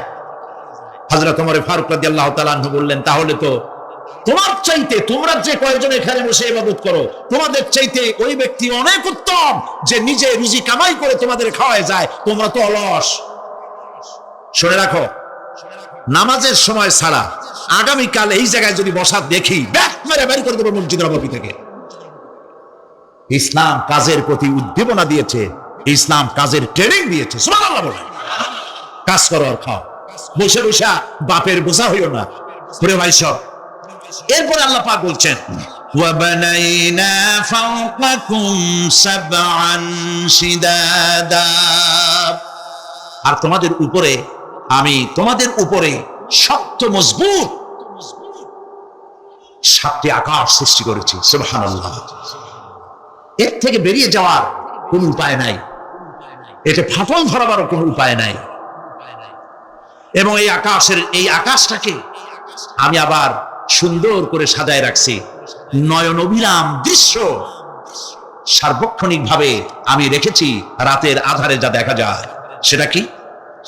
আল্লাহ রাব্বুল আলামিন বলেন, ইন্না যায়্যানাস সামাআদ দুনিয়া বিজিনাতিল কাওয়াকিব। এই দুনিয়ার আকাশখানিকে তারকা প্রদীপ দিয়া সাজায় রেখেছি মনের মতো। দেখো তুমি তাকাইয়া, কি সুন্দর করে আকাশকে সজ্জিত করে রেখেছি। আল্লাযী খালাকা সাবআ সামাওয়াতিন তিবাকা মা তারা ফি খালকির রাহমানি মিন তাফাউত ফারজি'ল বাসারা হাল তারা মিন ফুতুর। ক্ষমাশীল তিনি, সপ্ত আকাশ রচিলেন থরে থরে, কোন ত্রুটি হেরিবে না তার পূর্ণ সৃজন পরে। চাও তুমি তার সৃষ্টি পানে, দেখো কিছু বলছু, ফিরাও তোমার নয়ন খানি, ফিরাও তোমার মুখ। জোরে বলেন নাই, বলেন আলহামদুলিল্লাহ, সুবহানাল্লাহ। এক দরবেশ, সে একবার এক বট গাছের তলায় বসিয়া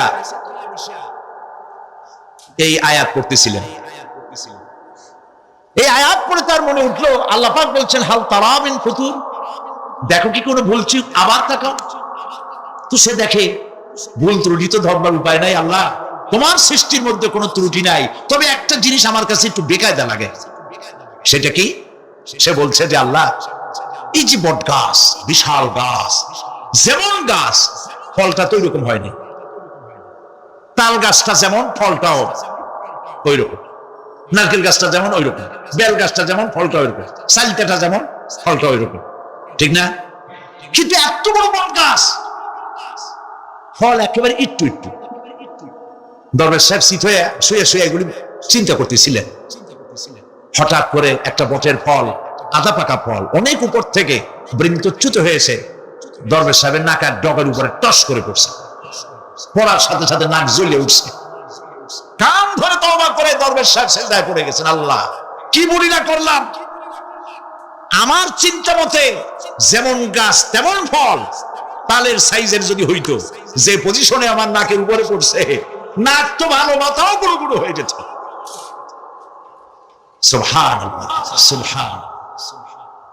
আল্লাহ পাক বলছেন, ثم ارجع البصر كرتين ينقلب إليك البصر خاسئا وهو حسير। অক্ষমহীন দৃষ্টি তোমার সৃষ্টিতে পাবে ফাঁকি, ফিরাও তোমার নয়ন খানি, ফিরাও কাঙ্গালাখি। আমার সৃষ্টি নৈপুণ্যতার দিকে যতবার তাকাও না কেন, আমার সৃষ্টির ভিতরে কোনো ত্রুটি তুমি দেখতে পাবে না। এই জন্য নবীজি বলেছেন, আল্লাহ রাব্বুল আলামিনের সৃষ্টির কলা কুশলতার প্রতি কেউ যদি একবার গবেষণা করে, একটা ঘন্টাও যদি কেউ চিন্তা করে, কয় ঘন্টা?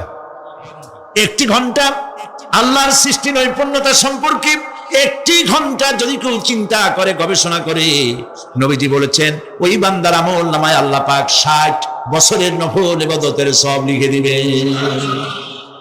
চিন্তা করো, গবেষণা করে, শ্রদ্ধা মাথা নত হয়ে আসবে, আপনাতেই সেজদা করবে। সুবহানাল্লাহ। এরপরে আল্লাহ পাক বলেন, ওয়াজআলনা সিরাজাহু ওয়াহাজা, আর আমি তোমাদের উপরে আকাশ সৃষ্টি করেছি, আর ওর মধ্যে আমি সৃষ্টি করেছি মহাশূন্যে এক অতি উত্তপ্ত, অতি উজ্জ্বল এক বাতি সৃষ্টি করেছি। সিরাজ শব্দের অর্থ হলো সূর্য, ওয়াহাজ এ শব্দের অর্থ হচ্ছে একই সাথে অতি উত্তপ্ত, অতি উজ্জ্বল। সূর্যের ব্যাস হচ্ছে পৃথিবীর চাইতে, সূর্যের ব্যাস হচ্ছে পৃথিবীর চাইতে 109 গুণ, এবং এর আয়তন পৃথিবীর চাইতে 13 লক্ষ গুণ বড়,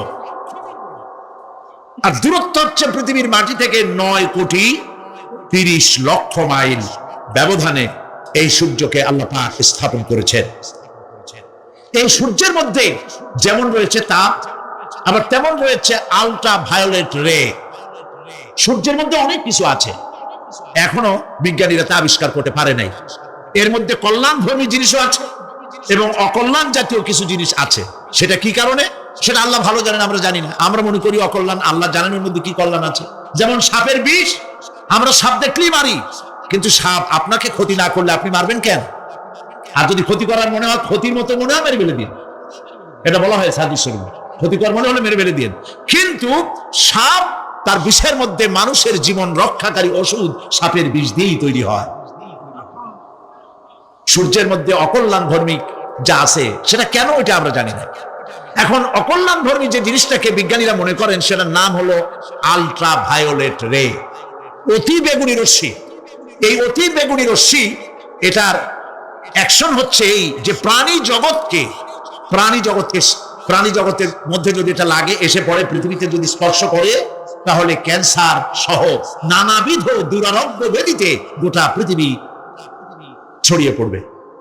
ওই আল্ট্রাভায়োলেট রে যাতে পৃথিবীর মাটি স্পর্শ করতে না পারে, সেজন্য আল্লাহ রাব্বুল আলামিন ওজোন স্তর তৈরি করেছেন। OZONE,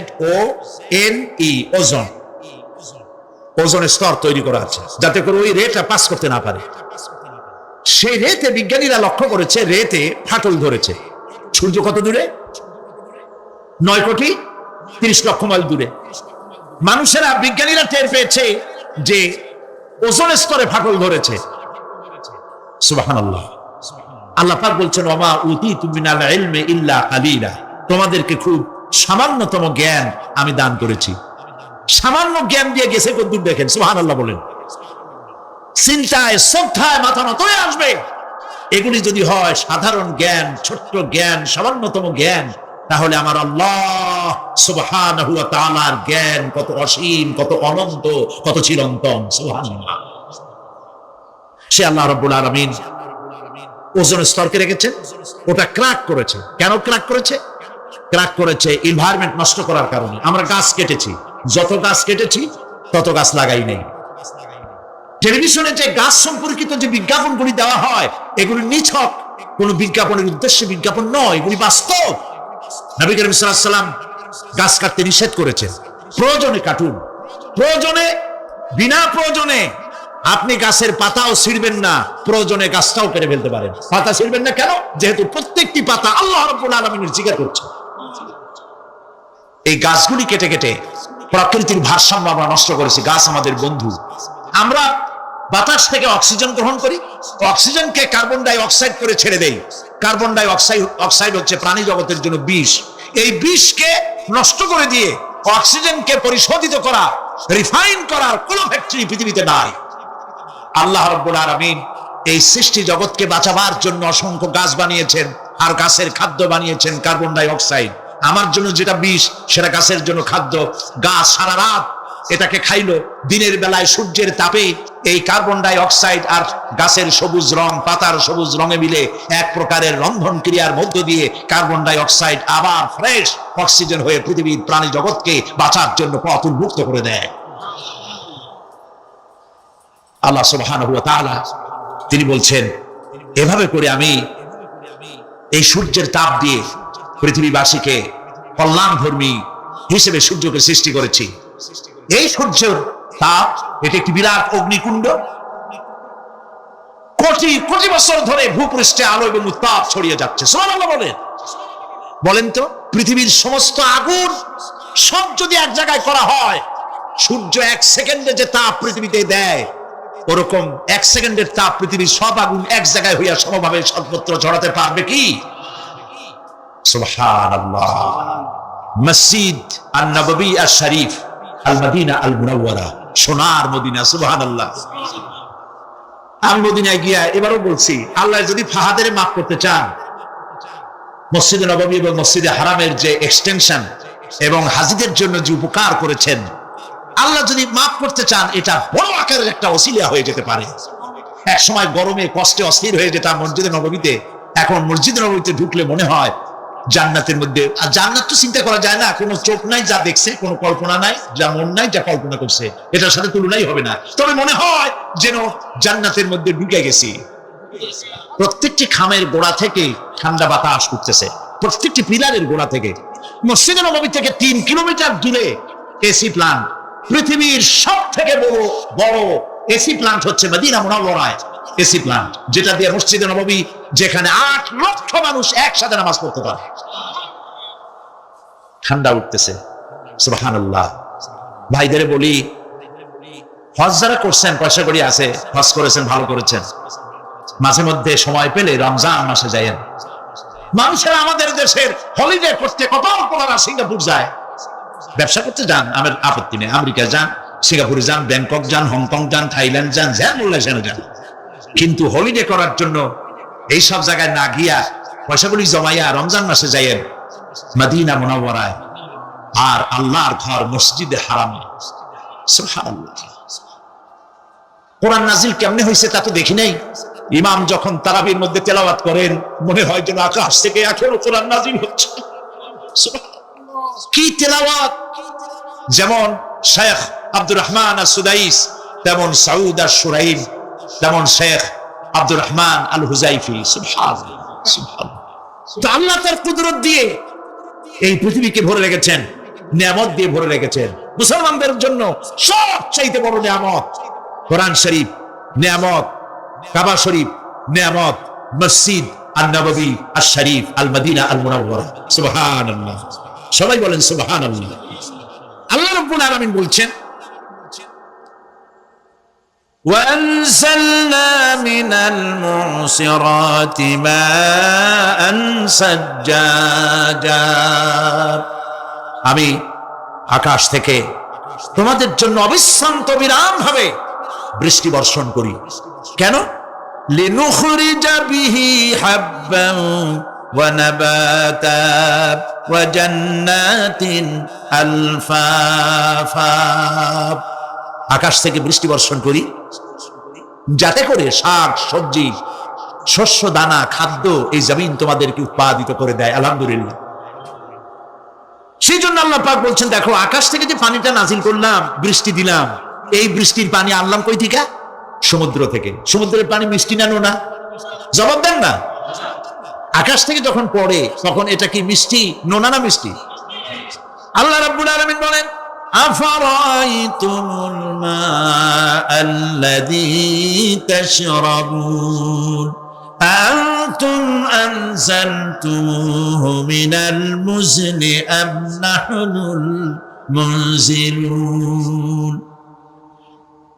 তোমরা যে পানি পান করো, এই পানি আকাশ থেকে কে নাজিল করে? তোমরা করো না আমি আল্লাহ করি? কে করে বলেন? আল্লাহ পাক বলছেন, لو نشاء جعلناه أجاجا فلولا تشكرون। ইচ্ছে করলে এই পানিগুলিকে লবণাক্ত আকারে নাজিল করতে পারতাম, আমি মিষ্টি করে নাজিল করে দিলাম। কেন বান্দা আমার শুকর আদায় করো না? নোনা অবস্থায় যদি নাজিল হতো, সমস্ত ফসল তোমাদের ধ্বংস হয়ে যেত। এখন আপনি বলতে পারেন যে আল্লাহ পাক, আল্লাহ তাআলা তিনি আকাশ থেকে পানি না দিলে আমাদের অসুবিধা কি? মানুষ তো নানান রকম চিন্তা করে, পানি না দিলে তো কি অসুবিধা? আমার খালে পানি, আমার বিলে পানি, আমার কুয়ায় পানি, আমার টিউবওয়েলে পানি, পানি না দিলে ক্ষতি কি? আল্লাহ পাক কোরআনে কারীমের মধ্যে বলেছেন, قل أرأيتم إن أصبح ماؤكم غورا فمن يأتيكم بماء معين। বড় দেখি সবে শুকাইয়া যদি যায় এই জমিনের পানি, তাহলে হেথায় তটনির ধারা কে দিবে সবারে আনি। বান্দারে, বৃষ্টি না হইলে তুমি পানির পরোয়া করো না। সমুদ্রের পানি নেবা, নদীর পানি নেবা, কলের পানি নেবা। শুনে রাখো বান্দা, নদীর প্রবাহমান নদীর পানি, কলের পানি, টিউবওয়েলের পানি, মাটির পরতে পরতে পানি, সব যদি আমি শুকায় দেই, কে আছে এই পৃথিবীতে যে নতুন করে তোমার জন্য পানি আমদানি করে দিতে পারে? আরে কেউ পারে না। এই পানি দিয়ে আমি তোমাদের জন্য ফসল ফলাই। লিনুখরিজা বিহি হাব্বান ওয়া নাবাতা। يا أيها الناس اذكروا نعمة الله عليكم هل من خالق غير الله। হে মানব সকল, স্মরণ করো আল্লাহ পাকের ওই নিয়ামতকে। ওই আল্লাহ ছাড়া তোমাদের কি এমন কেউ আছে, কোন আল্লাহ, কোন রিজিক দাতা?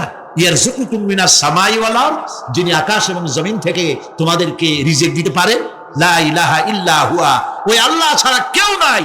ফা আন্না তুফাকুন, যাও কই, কেন বিভ্রান্ত হও? আল্লাহ পাক আকাশ থেকে পানি দিলেন, জমিনের ফসল উৎপাদন করে দিলেন, আর এরপরে আল্লাহ পাক বলেন ওয়া জান্নাতিন আলফাফা, আর ঘন সন্নিবদ্ধ নিবিড় বাগান বানায় দিলাম। সুবহানাল্লাহ বলেন। এখানে আল্লাহ পাক কি কি বললেন? শাক, লক্ষ্য করুন, শাক, সবজি, খাদ্যশস্য, উদ্ভিদ, এগুলো দিলাম, আর সাথে সাথে ঘন নিবিড় বাগান বানাইলাম। নিবিড় বাগান দেখছেন? দেখেন নাই, বোঝেন নাই, তাই দেখেন নাই, তা নাহলে দেখছেন। কক্সবাজার যাওয়ার সময় দেখেন না গাছের রাস্তার দুই ধারে কত গাছ, দেখছেন কিনা? রাঙ্গামাটি যাওয়ার সময়, বান্দরবনে যাওয়ার সময় কার বাবা এই গাছগুলি লাগাইছে? কোন কে লাগিয়েছে? আল্লাহ। চিল্লায় বলেন কে লাগিয়েছে? পাহাড়ের গাছ কি আপনি লাগাইছেন? তো কথা বলতে পারলেন না কেন? কে লাগিয়েছে? সুন্দরবন ফরেস্ট এরিয়া দেখছেন কোনদিন? না দেখলে যাইয়েন, দেখে এসে। বিশাল এরিয়া, বঙ্গোপসাগরের কিনারা দিয়া খুলনা, সাতক্ষীরা, এই বিরাট অঞ্চল, বরিশাল, খুলনা, সাতক্ষীরা, পটুয়াখালী, বিরাট এরিয়া নিয়ে রয়েছে সুন্দরবন, শত শত মাইল। সুবহানাল্লাহ বলে। বিশাল গাছ, গাছের এরিয়া। এই গাছগুলি কে লাগাইছে? জোরে বলেন কে লাগাইছে? এই গাছগুলি নার্সিং করেন কে? একটা জিনিস দেখে আমি অবাক হয়ে গেছি, সেটা হলো এখানে বহু রকমের গাছ আছে। সুন্দরী কাঠ, কসুরি, বাইন, গেওয়া, গোল, অনেক রকমের গাছ আছে। যেখানে সুন্দরী গাছ, সব সুন্দরী গাছ, যেখানে গেওয়া, যেখানে বাইন, যেখানে গোল, গোল পাতা, সব সেখানে সেইগুলাই। অথচ কেউ যে গাছগুলি লাগাই দিয়ে আসে নাই। আরেকটা অসুবিধা, আরেকটা জিনিস হচ্ছে, জোয়ারের সময় এই এলাকা ডুবে যায়, 1 হাত 1.5 হাত পানি হয় গাছের গোড়ায়। যে ফলগুলি পড়ছিল গাছ দিয়া, এই ফলগুলি ভাটির টানে চলে গেল, নিচে নেমে গেল, নদীতে নেমে গেল, আবার জোয়ারের টানে উঠে আসলো, পানিতে ভেসে ভেসে ফলগুলি ভারী হয়ে গেল। এক সময় ভাটির টানে আর গেল না। এই গাছগুলিকে, সুন্দরী গাছের মধ্যেই সুন্দরী ফল, বাইনের মধ্যে বাইনের ফল, কে সাজাইয়া এই সুন্দর বাগানগুলি বানাইলো? চিল্লায় বলো। জান্নাতিন আলফাফা, ঘন নিবিড় সন্নিবদ্ধ বাগান আমি সৃষ্টি করেছি। সুবহানাল্লাহ বলেন। এই ফরেস্ট বিভাগে, বন বিভাগে যারা চাকরি করেন, সব খারাপ আমি তা বলবো না, ভালো মন্দ মিলেই আছে। কিছু আছে জম্মের খাওয়া খায়, ঘুষ খায়, আর গাছগুলো বেচে ছাড়িয়ে দেয়, সর্বনাশ করে দেয়। আল্লাহ পাক তার মানসা, তার মর্জি মোবারক হচ্ছে এই যে গাছগুলি যেন বংশ অনুক্রমে পৃথিবীর মানুষ বছরের পর বছর, শতাব্দীর পর শতাব্দী, সহস্রাব্দীর পর সহস্রাব্দী যেন ভোগ দখল করতে পারে। সেজন্য আল্লাহ রাব্বুল আলামিন এই বন জঙ্গল রক্ষা করার জন্য নিজস্ব গার্ড বাহিনী রেখে দিয়েছেন। চিন্তা করছেন সেই গার্ড বাহিনী কারা? বন্য হাতি, রয়্যাল বেঙ্গল টাইগার, বড় বড় সাপ। আপনারা যান, যাই দেখবেন সালাম কেমনে দেয়। রয়্যাল বেঙ্গল টাইগার জীবিত মানুষ খায় না। তার অর্থ কি? তার অর্থ হলো বাঘের মুখোমুখি মানুষ যখন হয়, তখন বাঘের চেহারা দেখে মানুষের রুহু গলার কাছে এসে যায়। আত্মরা তখনই হয়। এরকম জীবনে আমার এক পজিশন হয়েছিল। লন্ডনে আমাকে আমার ভক্তরা বলল যে সাফারি পার্ক আমাকে দেখাবে। তখন চলো সাফারি পার্ক কি? যে সব জন্তু জানোয়ার ছাড়িয়ে দেওয়া, ওর মধ্যে দিয়া গাড়ি নিয়ে যেতে হবে। তাই বললাম থাবা দিয়ে যদি গাড়ির গ্লাস গ্লাস ভাঙে? তা বললো যে ওখানে পুলিশ আছে, লোকজন আছে, হর্ন জোরে বাজাইতে হবে, নিয়ম আছে, তাহলে তারা আসবে এবং বন্দুকের মধ্যে রাবারের গুলি আছে, বিষ মাখানো, ওইটা মেরে দেবে। তারপরে জন্তুটা পড়ে যাবে, তার ঘুম আসবে, তখন বেঁচে যাবে। আমি দেখার লোভ সামলাইতে পারলাম না, আর ভয় তো ঘেমে গেল। আল্লাহ ভরসা করে গেলাম। বিশাল এরিয়া, আল্লাহ যে কত দেখাইছে গোলামের, সুবহানাল্লাহ। সারা জীবন সেজদায় পড়েও খুলাইতে পারবো না, কত আল্লাহ দেখাইছেন, সুবহানাল্লাহ। গেট দিয়ে ঢুকলাম, লোহার বিশাল গেট, বাঘ সিংহ সব ছাড়িয়ে দেওয়া জঙ্গলের মধ্যে। তা আমরা গেছিলাম একটা ভালো সময়, সকালবেলা সেখানে সব গোস্ত, বড় বড় গোস্ত, এগুলো খাইতে দিছে, প্রাণীরা সব গোস্ত খাওয়ায় ব্যস্ত। সেখানে মানুষগুলা, আমরা কাফের বলি আর যাই বলি, তাদের নৈতিকতা আছে। আমার দেশের বাঘগুলারে তাদের জন্য বরাদ্দ হচ্ছে গোস্ত, কিন্তু 4 পায়া জন্তুরে হাড্ডি খাওয়াইয়া 2 পায়া পশুগুলিতে গোস্তগুলো খাইয়ে ফেলে।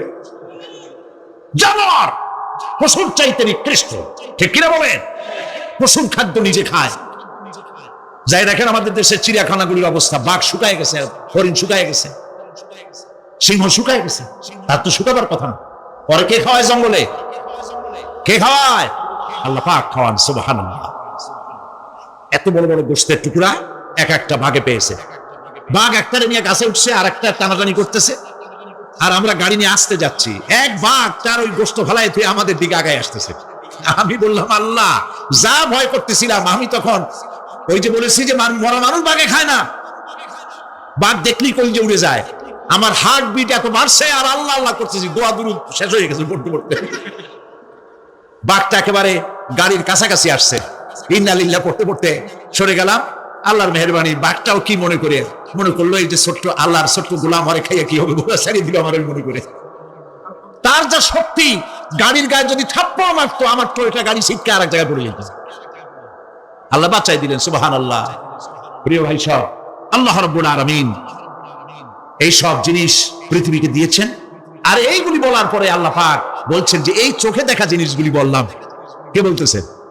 চোখে দেখা জিনিসগুলি দেখালাম, এগুলি দেখে চক্ষুকে উন্মিলিত করার জন্য এই সব দৃষ্টান্ত আমি চোখের সামনে রেখে দিলাম। এর দ্বারা বোঝো, এত বড় বিশাল আকাশ, এত বড় সূর্য, এত সুন্দর চাঁদ, এই পাহাড়, ওই সমুদ্র, এই বনবনানী যিনি সৃষ্টি করেছেন, আমার মতো ছোট্ট মানুষ মৃত্যুর পরে তিনি আবার জিন্দা করতে जगह जी लगाने के लिए ये दुनिया नहीं है, जगह जी लगाने के लिए ये दुनिया नहीं है, ये इबरत की जा है तमाशा नहीं है। এই পৃথিবী খেল তামাশা করার জায়গা না, দেখো আর শেখো আল্লাহ পাকের অপূর্ব সৃষ্টি, নৈপুণ্যতা, কলা কুশলতা দেখো, আর সেজদা দিয়ে আল্লাহ রাব্বুল আলামিনের শুকরিয়া আদায় করো। সুবহানাল্লাহ। আমরা যদি তা করতে পারি, আল্লাহরে যদি বুঝতে পারি, আমাদের আমল আখলাক ভালো হয়ে যাবে।